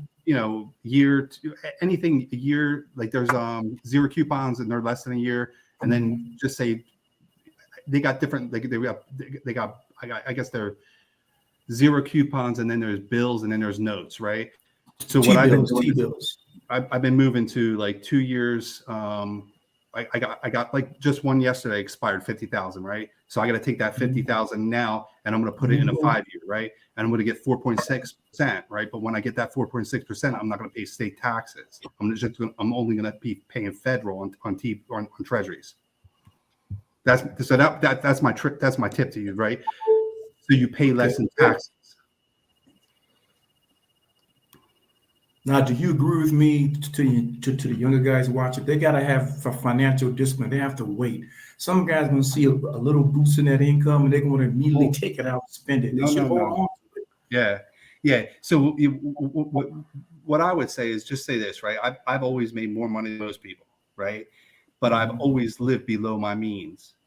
I still live below my means. Right. You live below your means, and when you get that raise, maybe you add more to take more. Like if you get a 2% raise and you're not putting your max into your 401k, you add 2% to your 401k. You don't spend that money. That's how you do it, right? Until you like it's not there.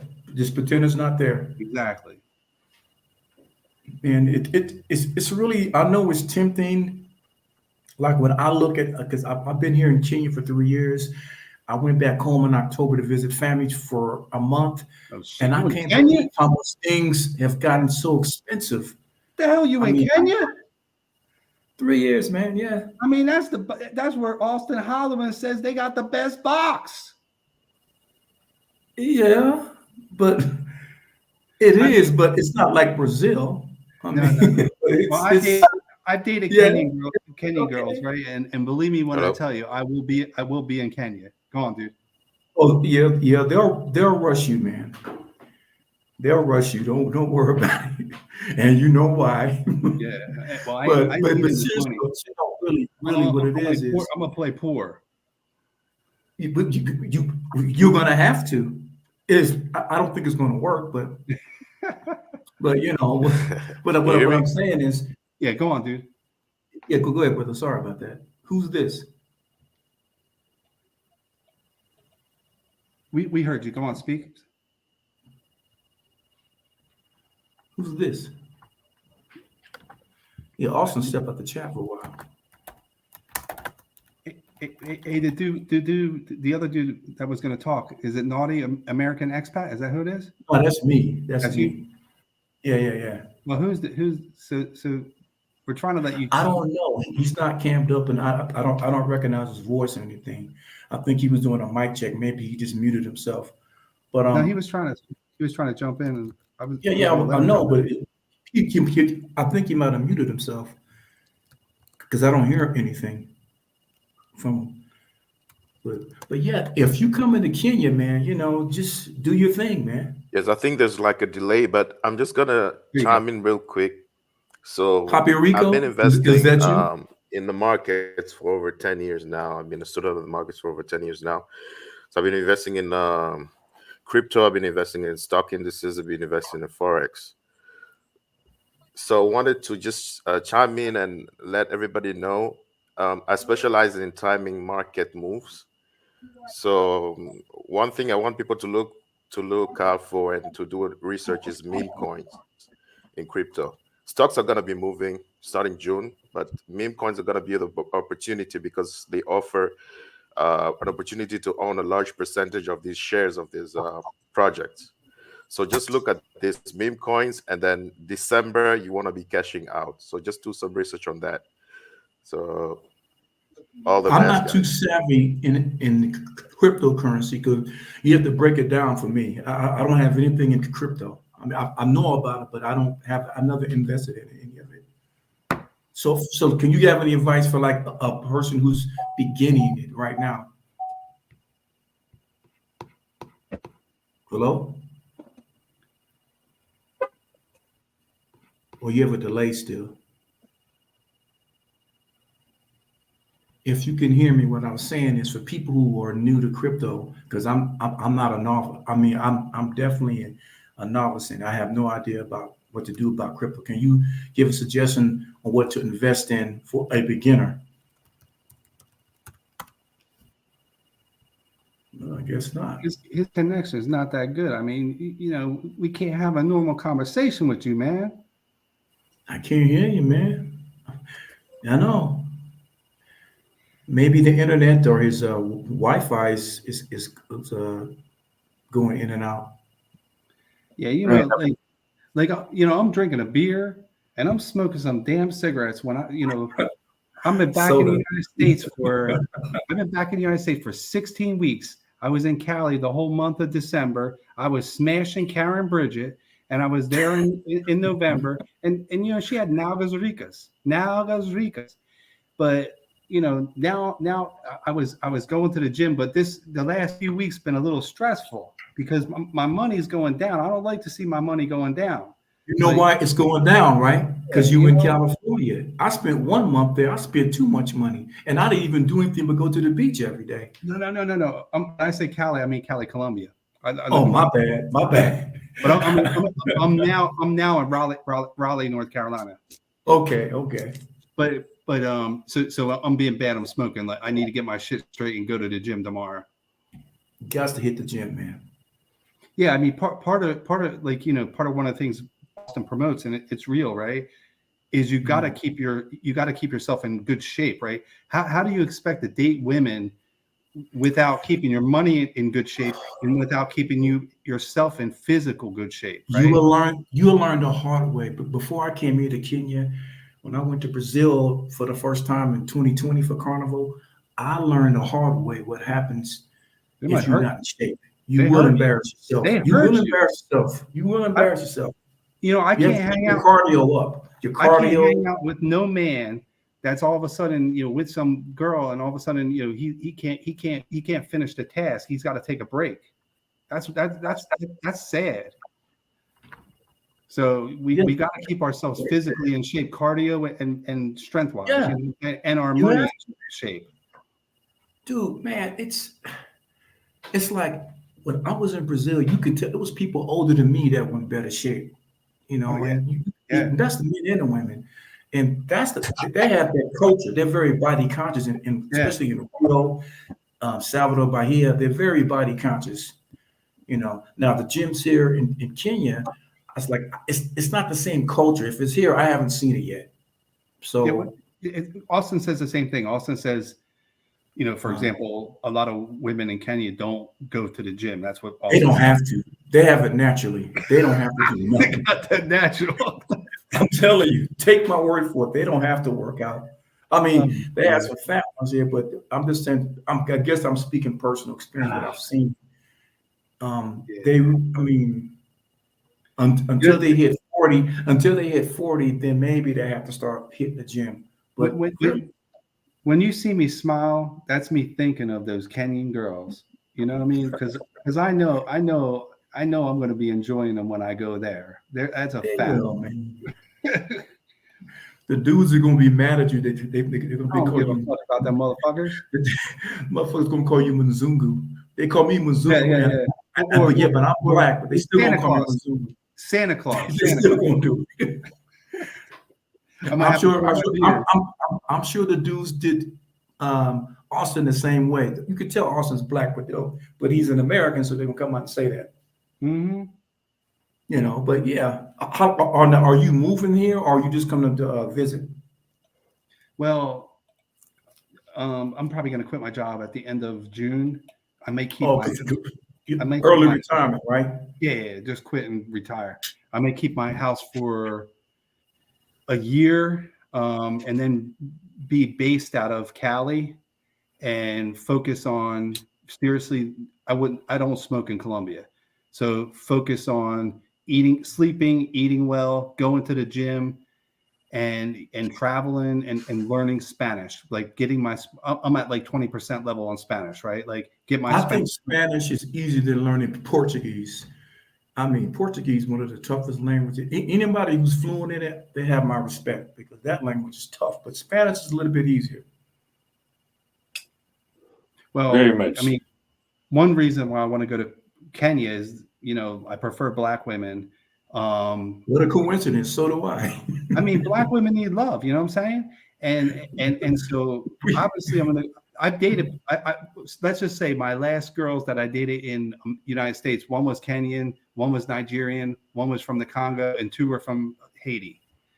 And they're from there. They're not born in America. I don't date born in American girls. I haven't dated an American woman since 2006. And my blood pressure's down. It's a fucking good thing, man. Relax. And if you the only thing I can suggest, because you said you've been in Cali, you have a house in Cali, the women here where I'm at, they're looking for husbands. So you just a word of caution: if you're not ready to get married, have that in the back of your mind. They can be wanting you to propose to them quick. If I'm in Kenya, right, it's going to have to be at least more than one girl to hold me down. And, I don't know if I'm going to get married, but. No, I'm just saying that's the mindset they have when they're with you. They may not come out and say it, but they have expectations. They definitely want to have your last name. They definitely will. So they it's super treasury. When you master chicken, Cali did allow you to keep it real, boss man. Let's just say like this: she was part of my cardio workout, right? And I would also say like this: unfortunately, we were partying a lot during that time. Like, just say all of this. I've known this girl for over a year. I moved slow in Colombia, and I knew her for over a year. We used to go out as friends. She's cool as fuck. And then she wanted to have a relationship. So then we started dating. And yeah, I would say I wasn't in the best physical shape, especially since her and I were partying a lot in December. December is a party month in Cali. You don't stay home. They have La Feria, like the fair in Cali, they call it. But La Feria? Yeah. Is that like the carnival, or? It's just a big party event in December in Cali, but Cali is a party, like December is a party month, and overall Cali. That's the summertime down there, yeah. Well, and Caleñas, they love the party. So, would you say, because I've only been in Medellin, but I was doing, my cardio was sufficient enough to do what I needed to do. That's all I can say. Well, I'm saying between Cali and Medellin, I've only been to Medellin. I've only been to Colombia once back in 2017. So I was only there for 10 days. But if you've been to Medellin, what's the difference between Medellin and Cali? Obviously you like Cali better because you have a house there. Yeah. Well, no, I don't have a house. I rent Airbnbs. So I've been going. I thought you had a house down there. No, I've been going to Colombia since August 2018, and I've you're a vet then. Yeah, I've only dated Colombian girls since that point. I've stopped dating. At that point, I stopped dating Americans, whether they're born outside the country or not. And so, you know what? Not to cut you off, but I prefer to get from homegrown from their country than the ones that move to America, because they I'm not saying they get Americanized. They lose, the longer they live in America, they lose their flavor. Something happens. But we gotta be respectful to the people that can't move to spend a lot of time. Let's just say this. I spent 4 days in Colombia. That's the shortest trip. My longest trip is 5 months. 5 months, right? And I've spent many months in Colombia on other trips.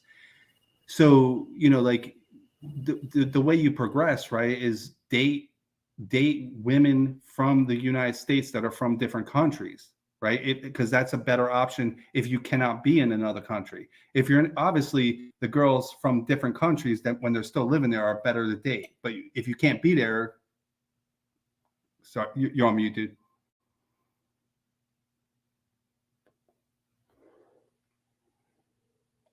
Hey, you're on mute.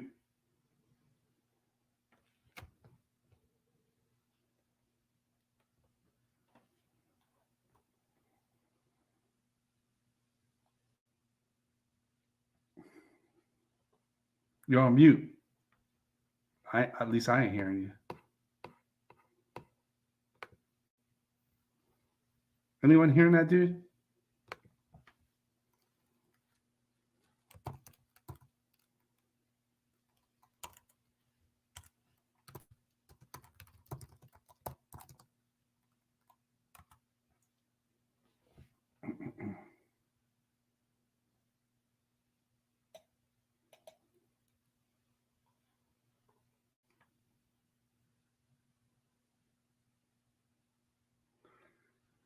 You know I like the chocolate, Durgan.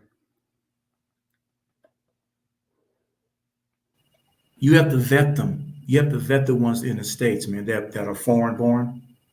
I mean, yeah. what's your vetting process for the foreign ones that live in the States? I mean, I have. Let's just say I haven't. What's interesting is I did. What's interesting, one of the Haitian girls that I dated in the United States was 40 years old, and that's old for me. But I bet she looked young, didn't she? Oh man, she was Haitian and she never had a child. And she had dark skin, that beautiful chocolate skin. Oh man. Dark, flawless, no stretch marks, and dark and lovely. Yeah, she was fine. I know. So you didn't have a hard time vetting her out to see, you know, since she's lived in the States, was her parents from Haiti, but she was born there, right? Yeah, in the States. So she still had those values from home instilled in her. Yeah. She was good. She was submissive, would cook really good. Without you asking. Just here's dinner. Yeah, a lot of brothers gonna love it, man. Just like, so you come here to Kenya, I think you won't be disappointed at all. It's beautiful weather. I mean, right now it's the rainy season, but it's beautiful weather here. The food has no GMOs. It's just cost of living is very decent. But you've had more experience in South America than I have, so it's like, man, you spent a 5-month stint there. So what was that the time you spent 5 months in Cali? Was that the point where you said, when I retire, I want to spend more time there? You spent 5 months straight, right? No, I mean, I already knew. I dated. Let's just say this. I've been going to Thailand. I used to date a doctor in Philadelphia. She's a pediatric cardiac anesthesiologist. Thailand in, first time 1998 because she went back to her country. She wanted to marry me. I wasn't down with that. Whoa. And I went there to visit her. So that was my first Southeast Asian experience in Bangkok. But I always knew I wanted to live abroad. Let's just say that. But she treated you well.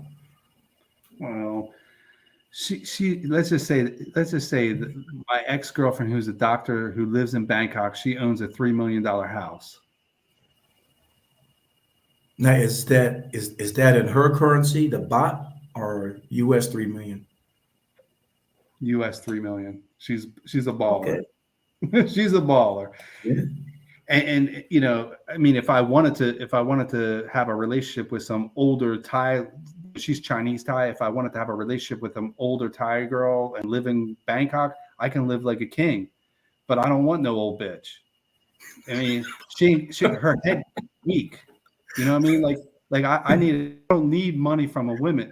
You know what I mean? So I know. You're seeing what everybody in the chat is probably thinking.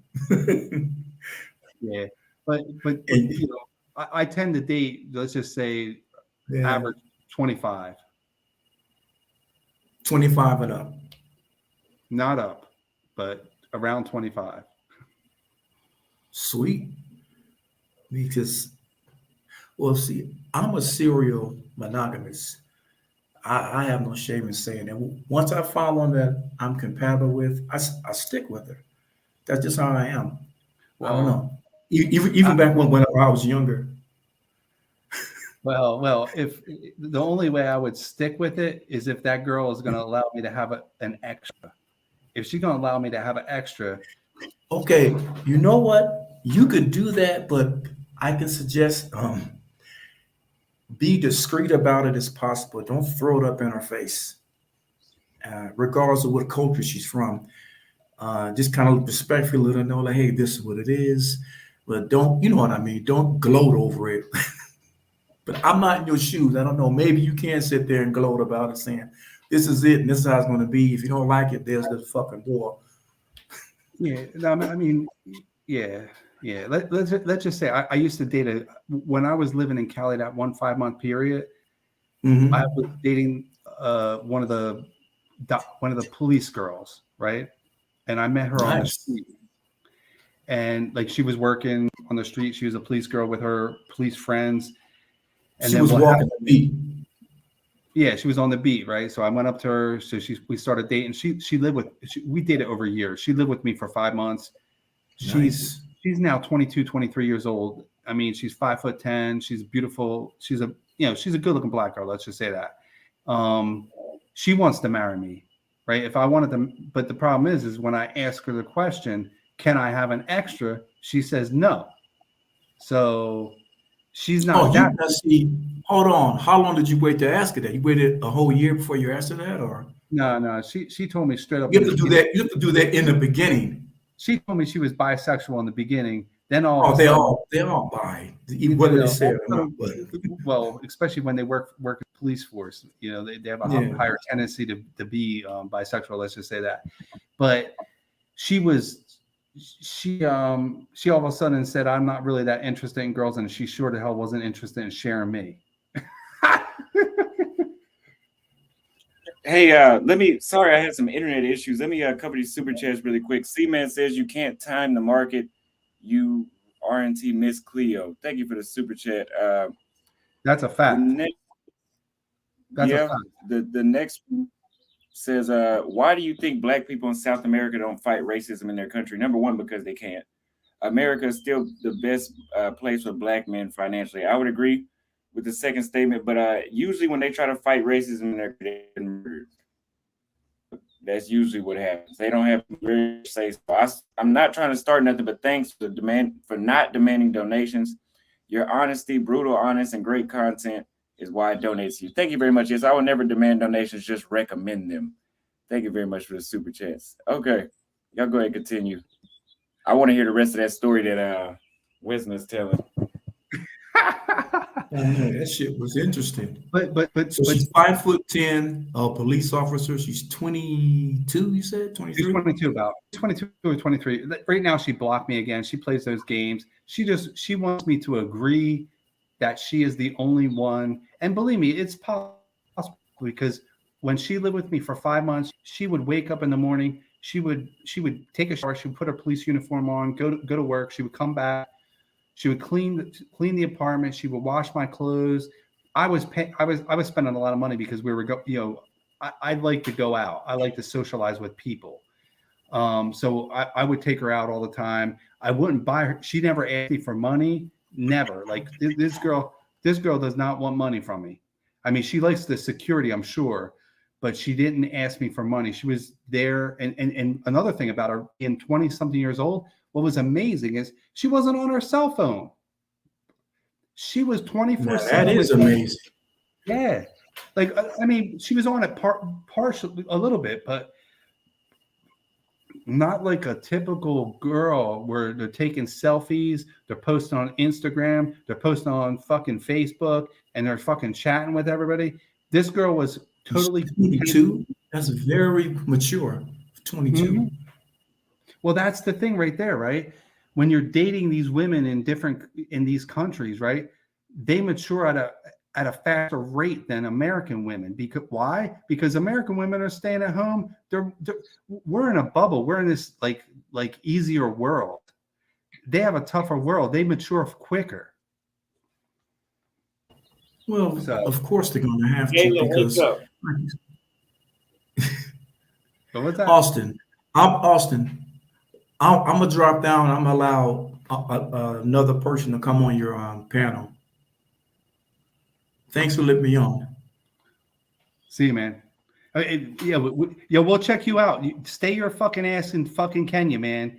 Fucking Austin's coming back, right? And I'm gonna come over there in Kenya. I'm serious. I ain't fucking playing games. I'm coming to Kenya. I'm building a house, so I'm not going anywhere. Well, I like this. There's no time soon. All right. So keep in touch, man. Right. Get on that Discord. Get on the Discord. No doubt. Yeah, man. I'm sorry. I couldn't even respond to Nadia American Exit. My internet is going in and out. I just had to restart my modem. But I added the call-in link if anybody wants to join. Yes. Sorry, we sort of got off topic, Austin. No, you're fine, because we've already went through monologue in the stocks. That was really all I had. Besides that, another hinge swipe in Fort Worth. We're going to see what happens there. Domain Means sent $50 for Keep Up the Progress, young man. Thank you very much for this Cash App. We got another one for LAM. He says $1 for loser. Who's the loser?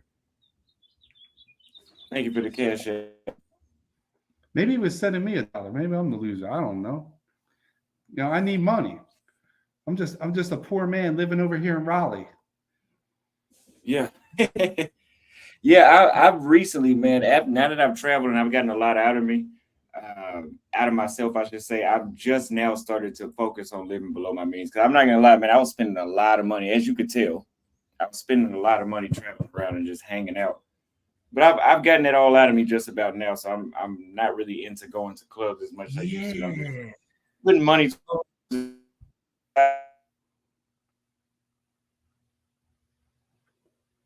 You froze up, Austin. Call. What did you hear last? You were talking about how you're spending money and you're trying to live below your means. Oh yeah. I've gotten all of that pretty much. Well, most of that out of me now. So I'm pretty much focused on buying. Like, I like to smoke cigars, so I buy a lot of those at one time now, so I can ration them so I don't smoke too much and spend a lot of money. But I save every day now. I had savings, but I mean, now I make it a habit to save a certain amount every day, invest, which I've been doing that the whole time. I actually have it where Coinbase withdraws my account daily. Taking it a little more serious. They said Austin needs to get this white man off. Most third world countries don't like white American men like him. Oh shit! What you talking about? They love me in Colombia, all cities of Colombia, and I lived. I've spent a lot of time in Thailand, Cambodia, Vietnam. I've lived in Vietnam. I've lived there. The longest I've lived in Vietnam was 3 months. All I can say is they loved me. The white man, they loved me. Don't be hating on me just because I'm white now, please. They said they like your money, not you. Well, seriously, like, listen to my story about the police girl. You don't lead with money. You don't spend money on them. Like, yeah, I take them out to nice restaurants because I like to eat at nice restaurants. But if you lead with money, yeah, especially if you're giving them money, they're gonna only be with you for money. You don't lead with money. You get to know them first. Make sure they're happy with you, and then maybe you start spending more money. You know, like I did buy her a pair of Nike sneakers, which were like a fucking $130, $150, you know, in that range in Cali, Colombia, for Nikes, real Nikes. I should have took her to damn El Centro and bought some fake Nikes. But yeah, believe me, I don't lead with money. If I led with money, would I have money? I got divorced, and guess what my ex-wife got? She got $0. Why did she get $0? Because I took care of her while she was with me for 14 years. But she was cooking and she was taking care of me. She was Vietnamese. I imported her.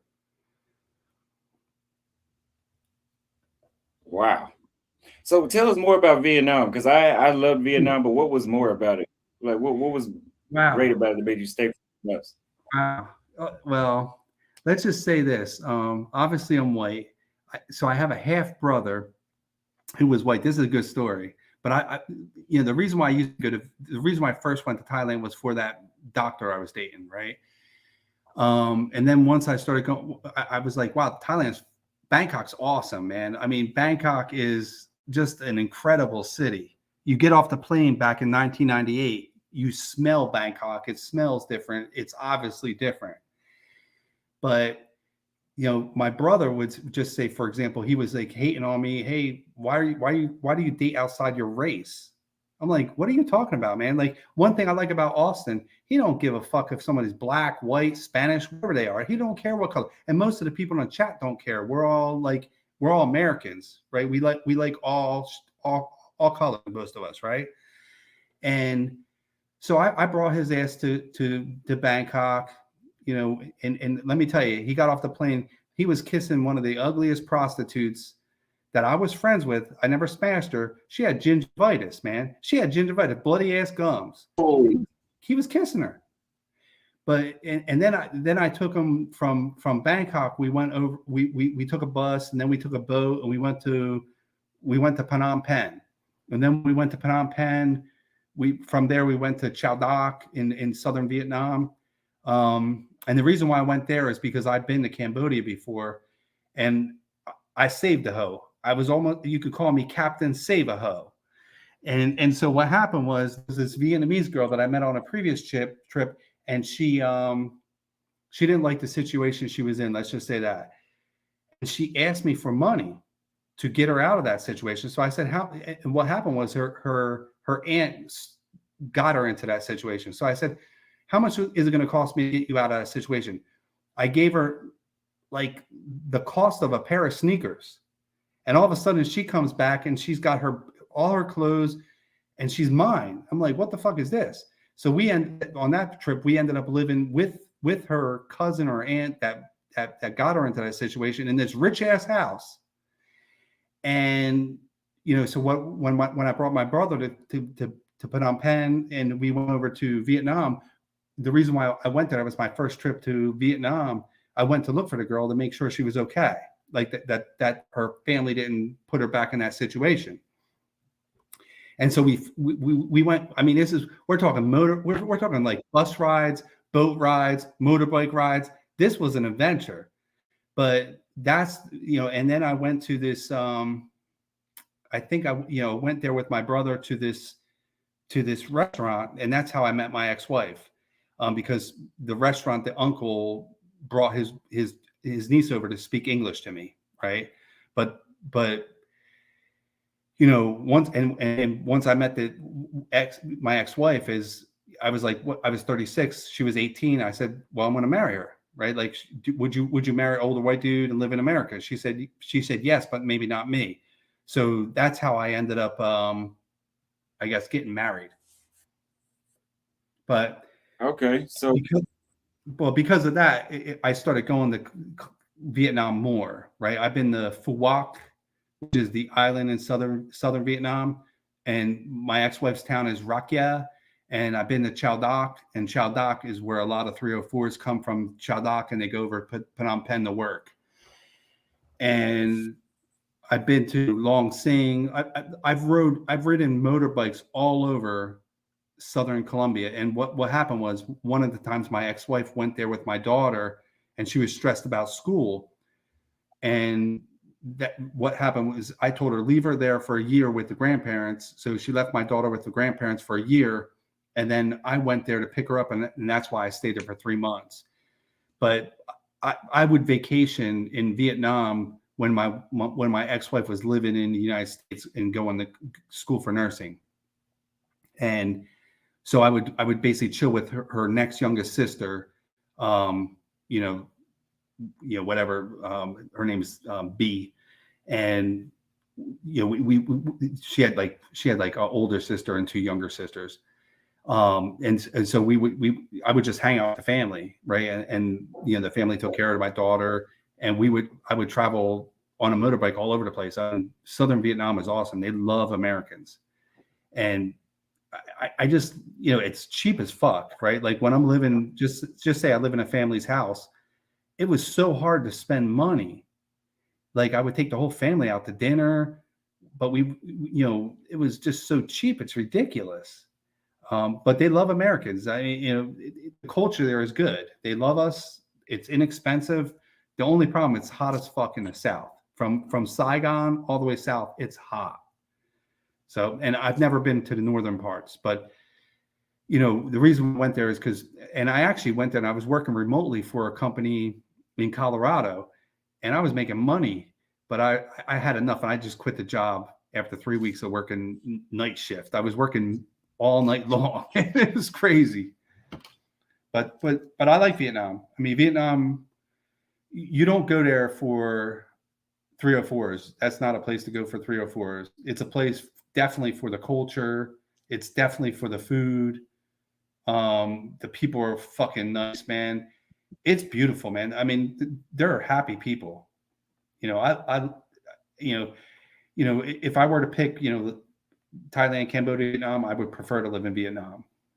And you could find a good person, a good girl to date there. There's no doubt about it. So I don't know. So compare dating in Vietnam to Colombia. Like, which one do you prefer more, and why? Well, the problem with Colombia is the language. Well, you have the problem with the language in Vietnam and Colombia, but Vietnam's more innocent. Vietnam's more. The people are better. They're good people. You're definitely not like. There is, bad things can happen, but they never happened to me, and I never ever had to worry about my safety in Vietnam. When I live in Colombia, you definitely have to keep, look over your shoulder, keep aware of your surroundings. I don't trust anything. If I've gone out, just say even with Karen, I've gone out with her, and if I felt uncomfortable in a situation, I just left. I told her, I said, I'm leaving. Bye. And I just walked out of the fucking place and got a motherfucking Uber. I would never have to do that in Vietnam, but I'm overcautious in Colombia because you can get got. I mean, so why, if you sense the situation is not bad, Colombia is inexpensive. The weather's great. The food is great. The people are overall really nice. But you got to always wonder, why is the person hanging out with you, or why, and when you get introduced to more friends, you never know. Like I went out with one guy to a strip bar one night with his friend. He ended up getting an Uber on the way home. Believe me when I tell you, man, we were fucked up. And I knew where this dude lived. I knew his father. But I still was a little worried that when I get in that motherfucking Uber, these motherfuckers are going to take me for a ride and jack me. They know I got money. So, I got in that Uber and I made sure there was an Uber app running. I made sure it was an Uber, but I was a little nervous. Like, so there is risk when you're in Colombia. There is hardly any risk in South America, Southeast Asia.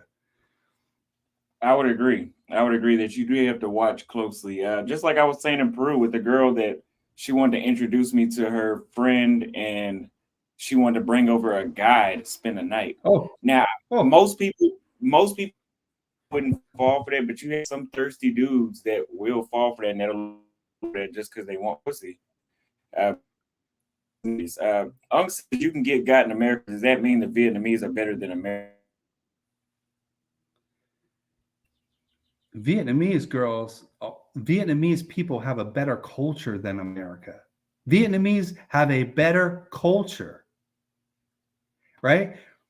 the chance of you getting got over there, it can happen. Believe me, I know people that got machetes. My ex-wife's father brought me to people's funerals just to show me that I could get got in Vietnam because this motherfucker, big ass motherfucker, got macheted on the street in Vietnam in that city that my wife's from. But it's rare. And I'm 5 foot. I'm 6 foot tall, right? And I'm, back then I was probably weighing like 190. I don't know, but and I don't scare that easy. But like every place is dangerous, right? You always got to watch out. But Vietnam is safe, man. It's safe as fuck. So you ain't getting got. It's highly doubtful you're gonna get got. So and I ain't getting got in fucking. Yeah, I ain't getting got in fucking Raleigh, North Carolina. This motherfucking place is Disney World, man. I'm living over here in the fucking white ass motherfucking suburban neighborhood. It's boring as fuck, but it's a good place to live because my property value goes up.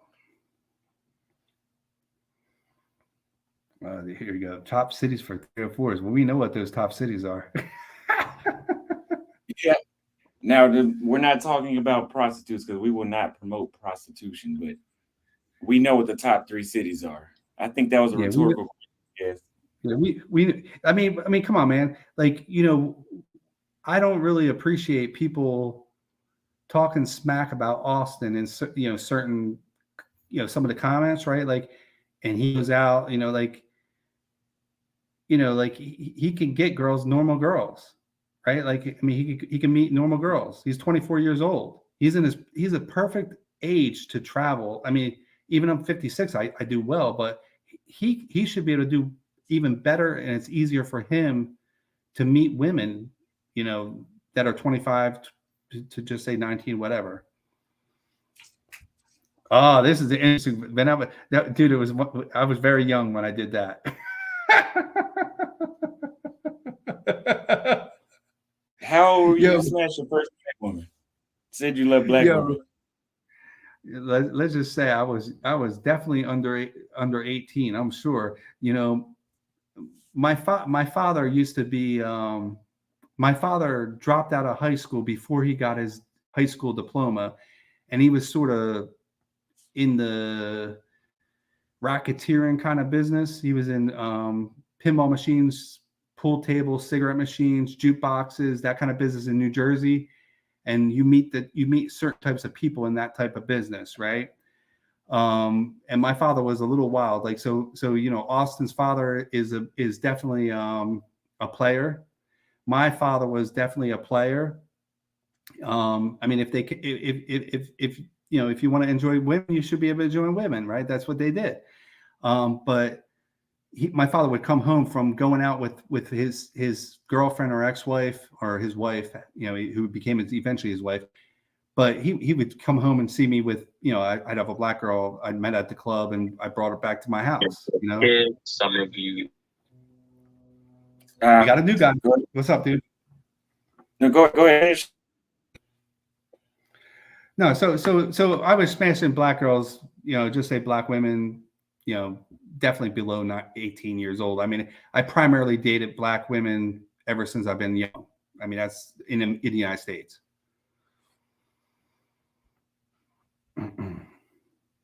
I used to break dance. Let's just say that too. I used to break dance back in the day. Talking about Austin, bro. This is a travel channel. I'm here to add value. What's good, champ? I don't know what champ talking about. What's good, my God? What's going on? Hey, man. So you was talking about crypto and things at first. Like I don't know what this pedo stuff is about, but I kind of want to get it back to value. You feel me? Yeah, I'm saying peace, God. But I'm an Aries, bro. I'm just gonna be real with it. Like that was weird, bro. Yeah, I'm saying. But like when we talking like crypto and things like that, what questions did you have? Because like I invest, bro. Like I live this shit. Like this is what I do, bro. Like I'm literally in my office now, bro. Like I do this. I live this shit. No, I was just trying to give people some information because I invest, but I'm no expert. So I was just trying to get a group discussion on it. Fair. All right. My thing is like, to be honest, like anybody who's a real investor is going to tell you first, you know what I'm saying, never take anybody word at face value. Like, always do your research, you know what I'm saying, like, because this isn't financial advice. Like, always do your own research, you know what I'm saying, and cross-reference anything anybody tells you. But I don't know what Mr. Bitcoin dude was talking about, but if you're just looking at like your return on investment, like, unless you have like thousands and thousands of dollars, you know what I'm saying, what's the ROI you're really going to pull on XRP? Now, if you took that same amount of money and put that in any other value asset, like XRP, for example, which is a bridge, it's a bridge currency. What it does is it transfers value, not just currency. It transfers value cross border within 3 to 5 seconds. Meaning, like, all right, so you in Houston right now, you know what I'm saying, I could be in Colombia right now. You need 15 bands. It's the weekend. That's not going to happen using normal banking. XRP, that happens within 3 to 5 seconds. Instant value. You understand? That's what the banks are going to be using to transfer value across borders. And you can get things like that on Uphold,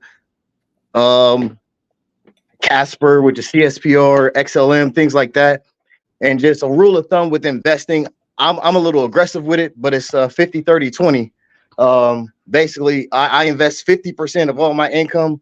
I use 30% to pay my bills and 20% to pay yourself. And if you do that right on a calculator, you'll actually have a remainder because it's a running balance. I can show you real quick if you got a calculator, but it's, you know what I'm saying, it's essentially just a rolling balance. You take that number and divide by 50, then divide by 30, then divide by 20. That remainder, that's your rainy day fund. That's your emergency fund. That way you never go broke.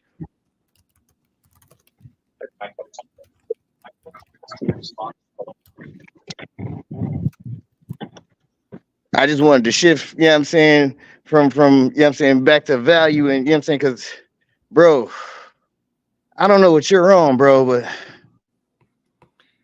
yo, let me tell you what I'm on. I'm on. I don't want to know, bro, because my spirit don't accept it. Look, I'm about uplifting my people and talking about huh? Yo, bitch, where the fuck you at? Whoa, champ. This ain't Twitter.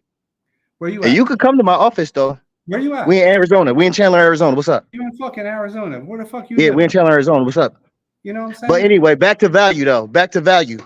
So what else, you know what I'm saying, can I help add value to your platform with, Austin? By the way, I'm Eric Malua. You can look me up on any platform. My social media is the Anunnaki Speaks. You feel me? Join the Discord, dude. I don't follow pedophilia, but you know what I'm saying, I'm here to support your platform, Austin. I'm a little confused. What is this keyword you keep using? I'm a little confused because we don't talk about that motherfucking shit up here. You know what I'm saying? So you must be motherfucking confused. I'm actually not confused. You motherfucking confused. Hey, what's up, Tim? What are you looking for? HR, they right here. Beamers. Yeah. That's my boy right here. Cool, thank you. Yeah, I got you. Hey, Rain, right here. I'm over here. I ain't working. Shit, I already made my motherfucking money. Shit, I worked at my motherfucking house today, making more motherfucking money than you, bitch. So what's up with this P word? Why don't you take that P word and stick it up your motherfucking ass, bitch? Hey, champ. So I'm confused. So if I date a 22-year-old girl, is that a fucking P word? You using a P word? Hey, I know the chat was following the math. I know the chat was following the math. What you smashing? Well, you the motherfucker up on here saying the P word. So fucking back it up, bitch. Yeah. I think if I achieve my goal, I will just make, because I do believe you're a weirdo, fam. You just turn into a piece of art. My goal for the past 7 years has just been to get rich off of crypto, and I always wanted a YouTube. Hey yo, Austin, what's up with buddy with all these underage women, bro? Like and like, bro, his energy's weird, bro. Nah, he ain't deal with. But this is you guys know I let show going on with the smoke show. It's not about achieving. Talking about where I'm at, I already told you where I'm at. You can come holler at me in my office, champ. Right across from Chandler Mall, bro. Holler at me when you get here. say that once it's over. Yeah.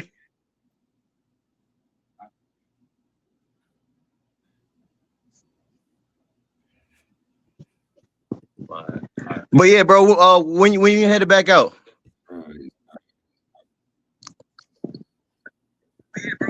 2 weeks. I'll be back out of here in 2 weeks. All right, yo, because I'm trying to collab, bro. You know what I'm saying? You giving homeless? I'm giving homeless vibes. No. We stamped up, bro. We stamped up. I don't got nothing to prove. I'm an investor, bro. That's what I do. I travel and I invest, bro. When I'm here in the States, this is where I'm at, my office at all times, bro. I do rental arbitrage. So basically, that's what I was wanting to talk to you about, because like you're traveling all the time anyway, bro. Like what I'm trying to do is get properties in different locations, and the benefit of that is, like, for example, like DR and things like that, you can get different citizenships and things like that to give you more geographical freedom. Because I mean, at the end of the day, especially like, I mean, you travel, you know, like the U.S. passport ain't the best to pull out in most situations if you have another one to pull out. Yeah, so wait, exactly. I would agree with that. I'm still confused, right? Like, you know what happens when people use the P word? Hey, stay lost. We on value. So yeah, Austin. Well, talk your shit, motherfucker. I'm right here. I am. Just take notes, champ. I'm right here. I'm talking my shit. Take notes. I heard what you said to Austin, right? You just a bitch, motherfucker. You ain't fucking. Why don't you? Where have you been? Where have you been? And which places? I've been to Colombia. I've been to Australia. I've been to Dominican Republic. I've been to Jamaica. I've been to fucking Europe. Are you a pookie? Matter of fact, bro, what you talking about? What you talking about? That's Europe 2019. Spanish, bitch. You know what I'm saying? I run businesses internationally, champ. Holla at me. What you talking about? Do you speak Spanish or what? Yeah, tú entiendes español muy bueno. Oh, it's decent. It's decent. Yeah, all right. What's up, man? Get on the motherfucking Discord, right? And when your motherfucking ass comes to Colombia, fucking meet up with me, motherfucker. Bro, I got a crib out in La Manga, Cartagena. What you talking about? Yeah, well, be there, baby. Because I'm going to motherfucking Cartagena at the end of June. If you've never been to Colombia, you don't even know where La Manga is at, bro. I've been to Colombia, bitch, more than you. All right, so where's La Manga in Cartagena? Where's La Manga? I don't even know where the fuck that is. I don't know. All right, bet. Just all right, so boom, I'm gonna take you there. So boom, once you get out the airport, you're gonna be in La Boca Grande, right? What you need to do is go inside the wall city. That's El Centro, right? And then you need to go over the bridge, and then that takes you into La Manga, and then you'll find my crib right next to the yacht yard. Okay, I know what you're talking about. Yeah, Roger. Let's see this, man. Call me a motherfucking pedo and all that fucking stupid shit to my motherfucking face, bitch, and you will get got in motherfucking Colombia. So shut the fuck up, bitch. You know what I'm saying? I ain't no motherfucking pussy ass motherfucker. We don't talk that shit on this channel. Roger. Right? So we don't fucking promote that shit. We don't talk that shit. Nobody's doing that shit. So shut the fuck up, bitch. Roger. All right. So anyway, why we still got this clown on here? You the one talking shit, motherfucker. Yeah, and I back everything up too, champ. You ain't backing nothing up.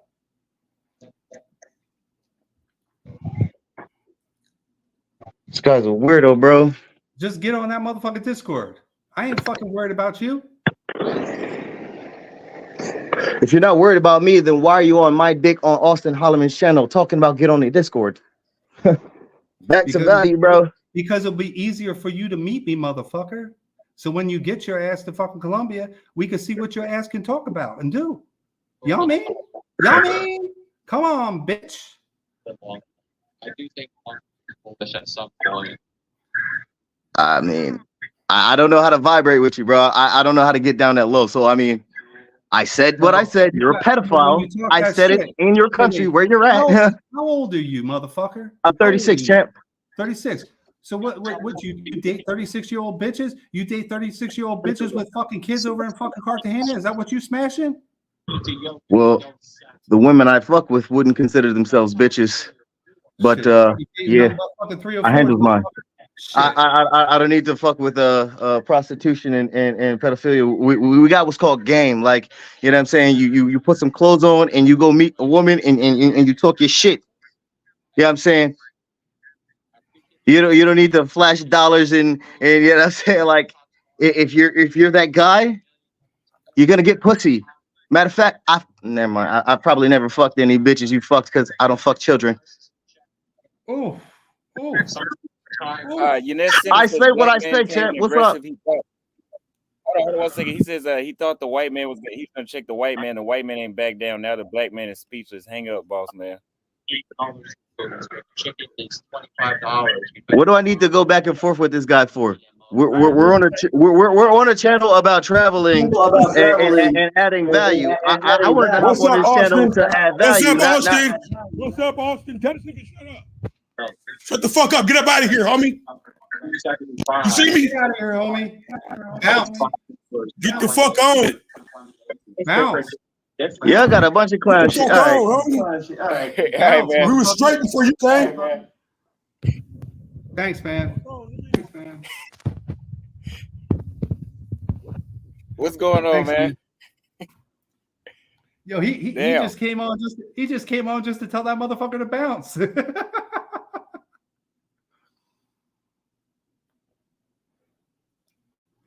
I mean, seriously, we don't talk that kind of shit on this fucking channel. That's not cool, man. That's not cool.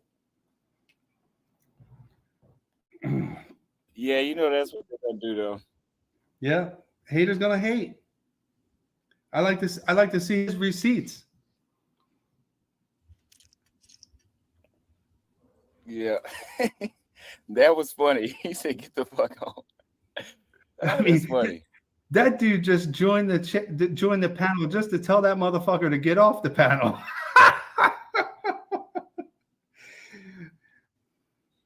Well, but yeah, I was enjoying your stories. I didn't think that they were what the other guy was saying.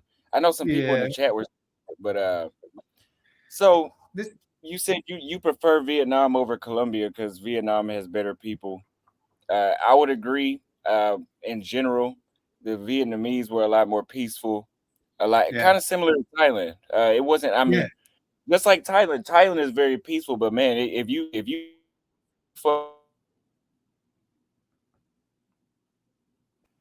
you're freezing up. Really yourself Thailand by 6 or.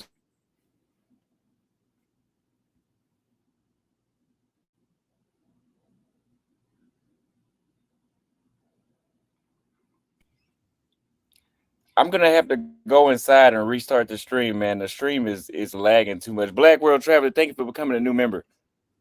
All right, I'll get off, man. Thanks, Austin. Yes, sir. He said, buddy, you came and won't smoke. He's calling you out in person. Are you in person or not? Thank you for the super chat. Yes, we'll restart here in just a second because I'm just chilling right now. All right, man. See you guys. Mm-hmm.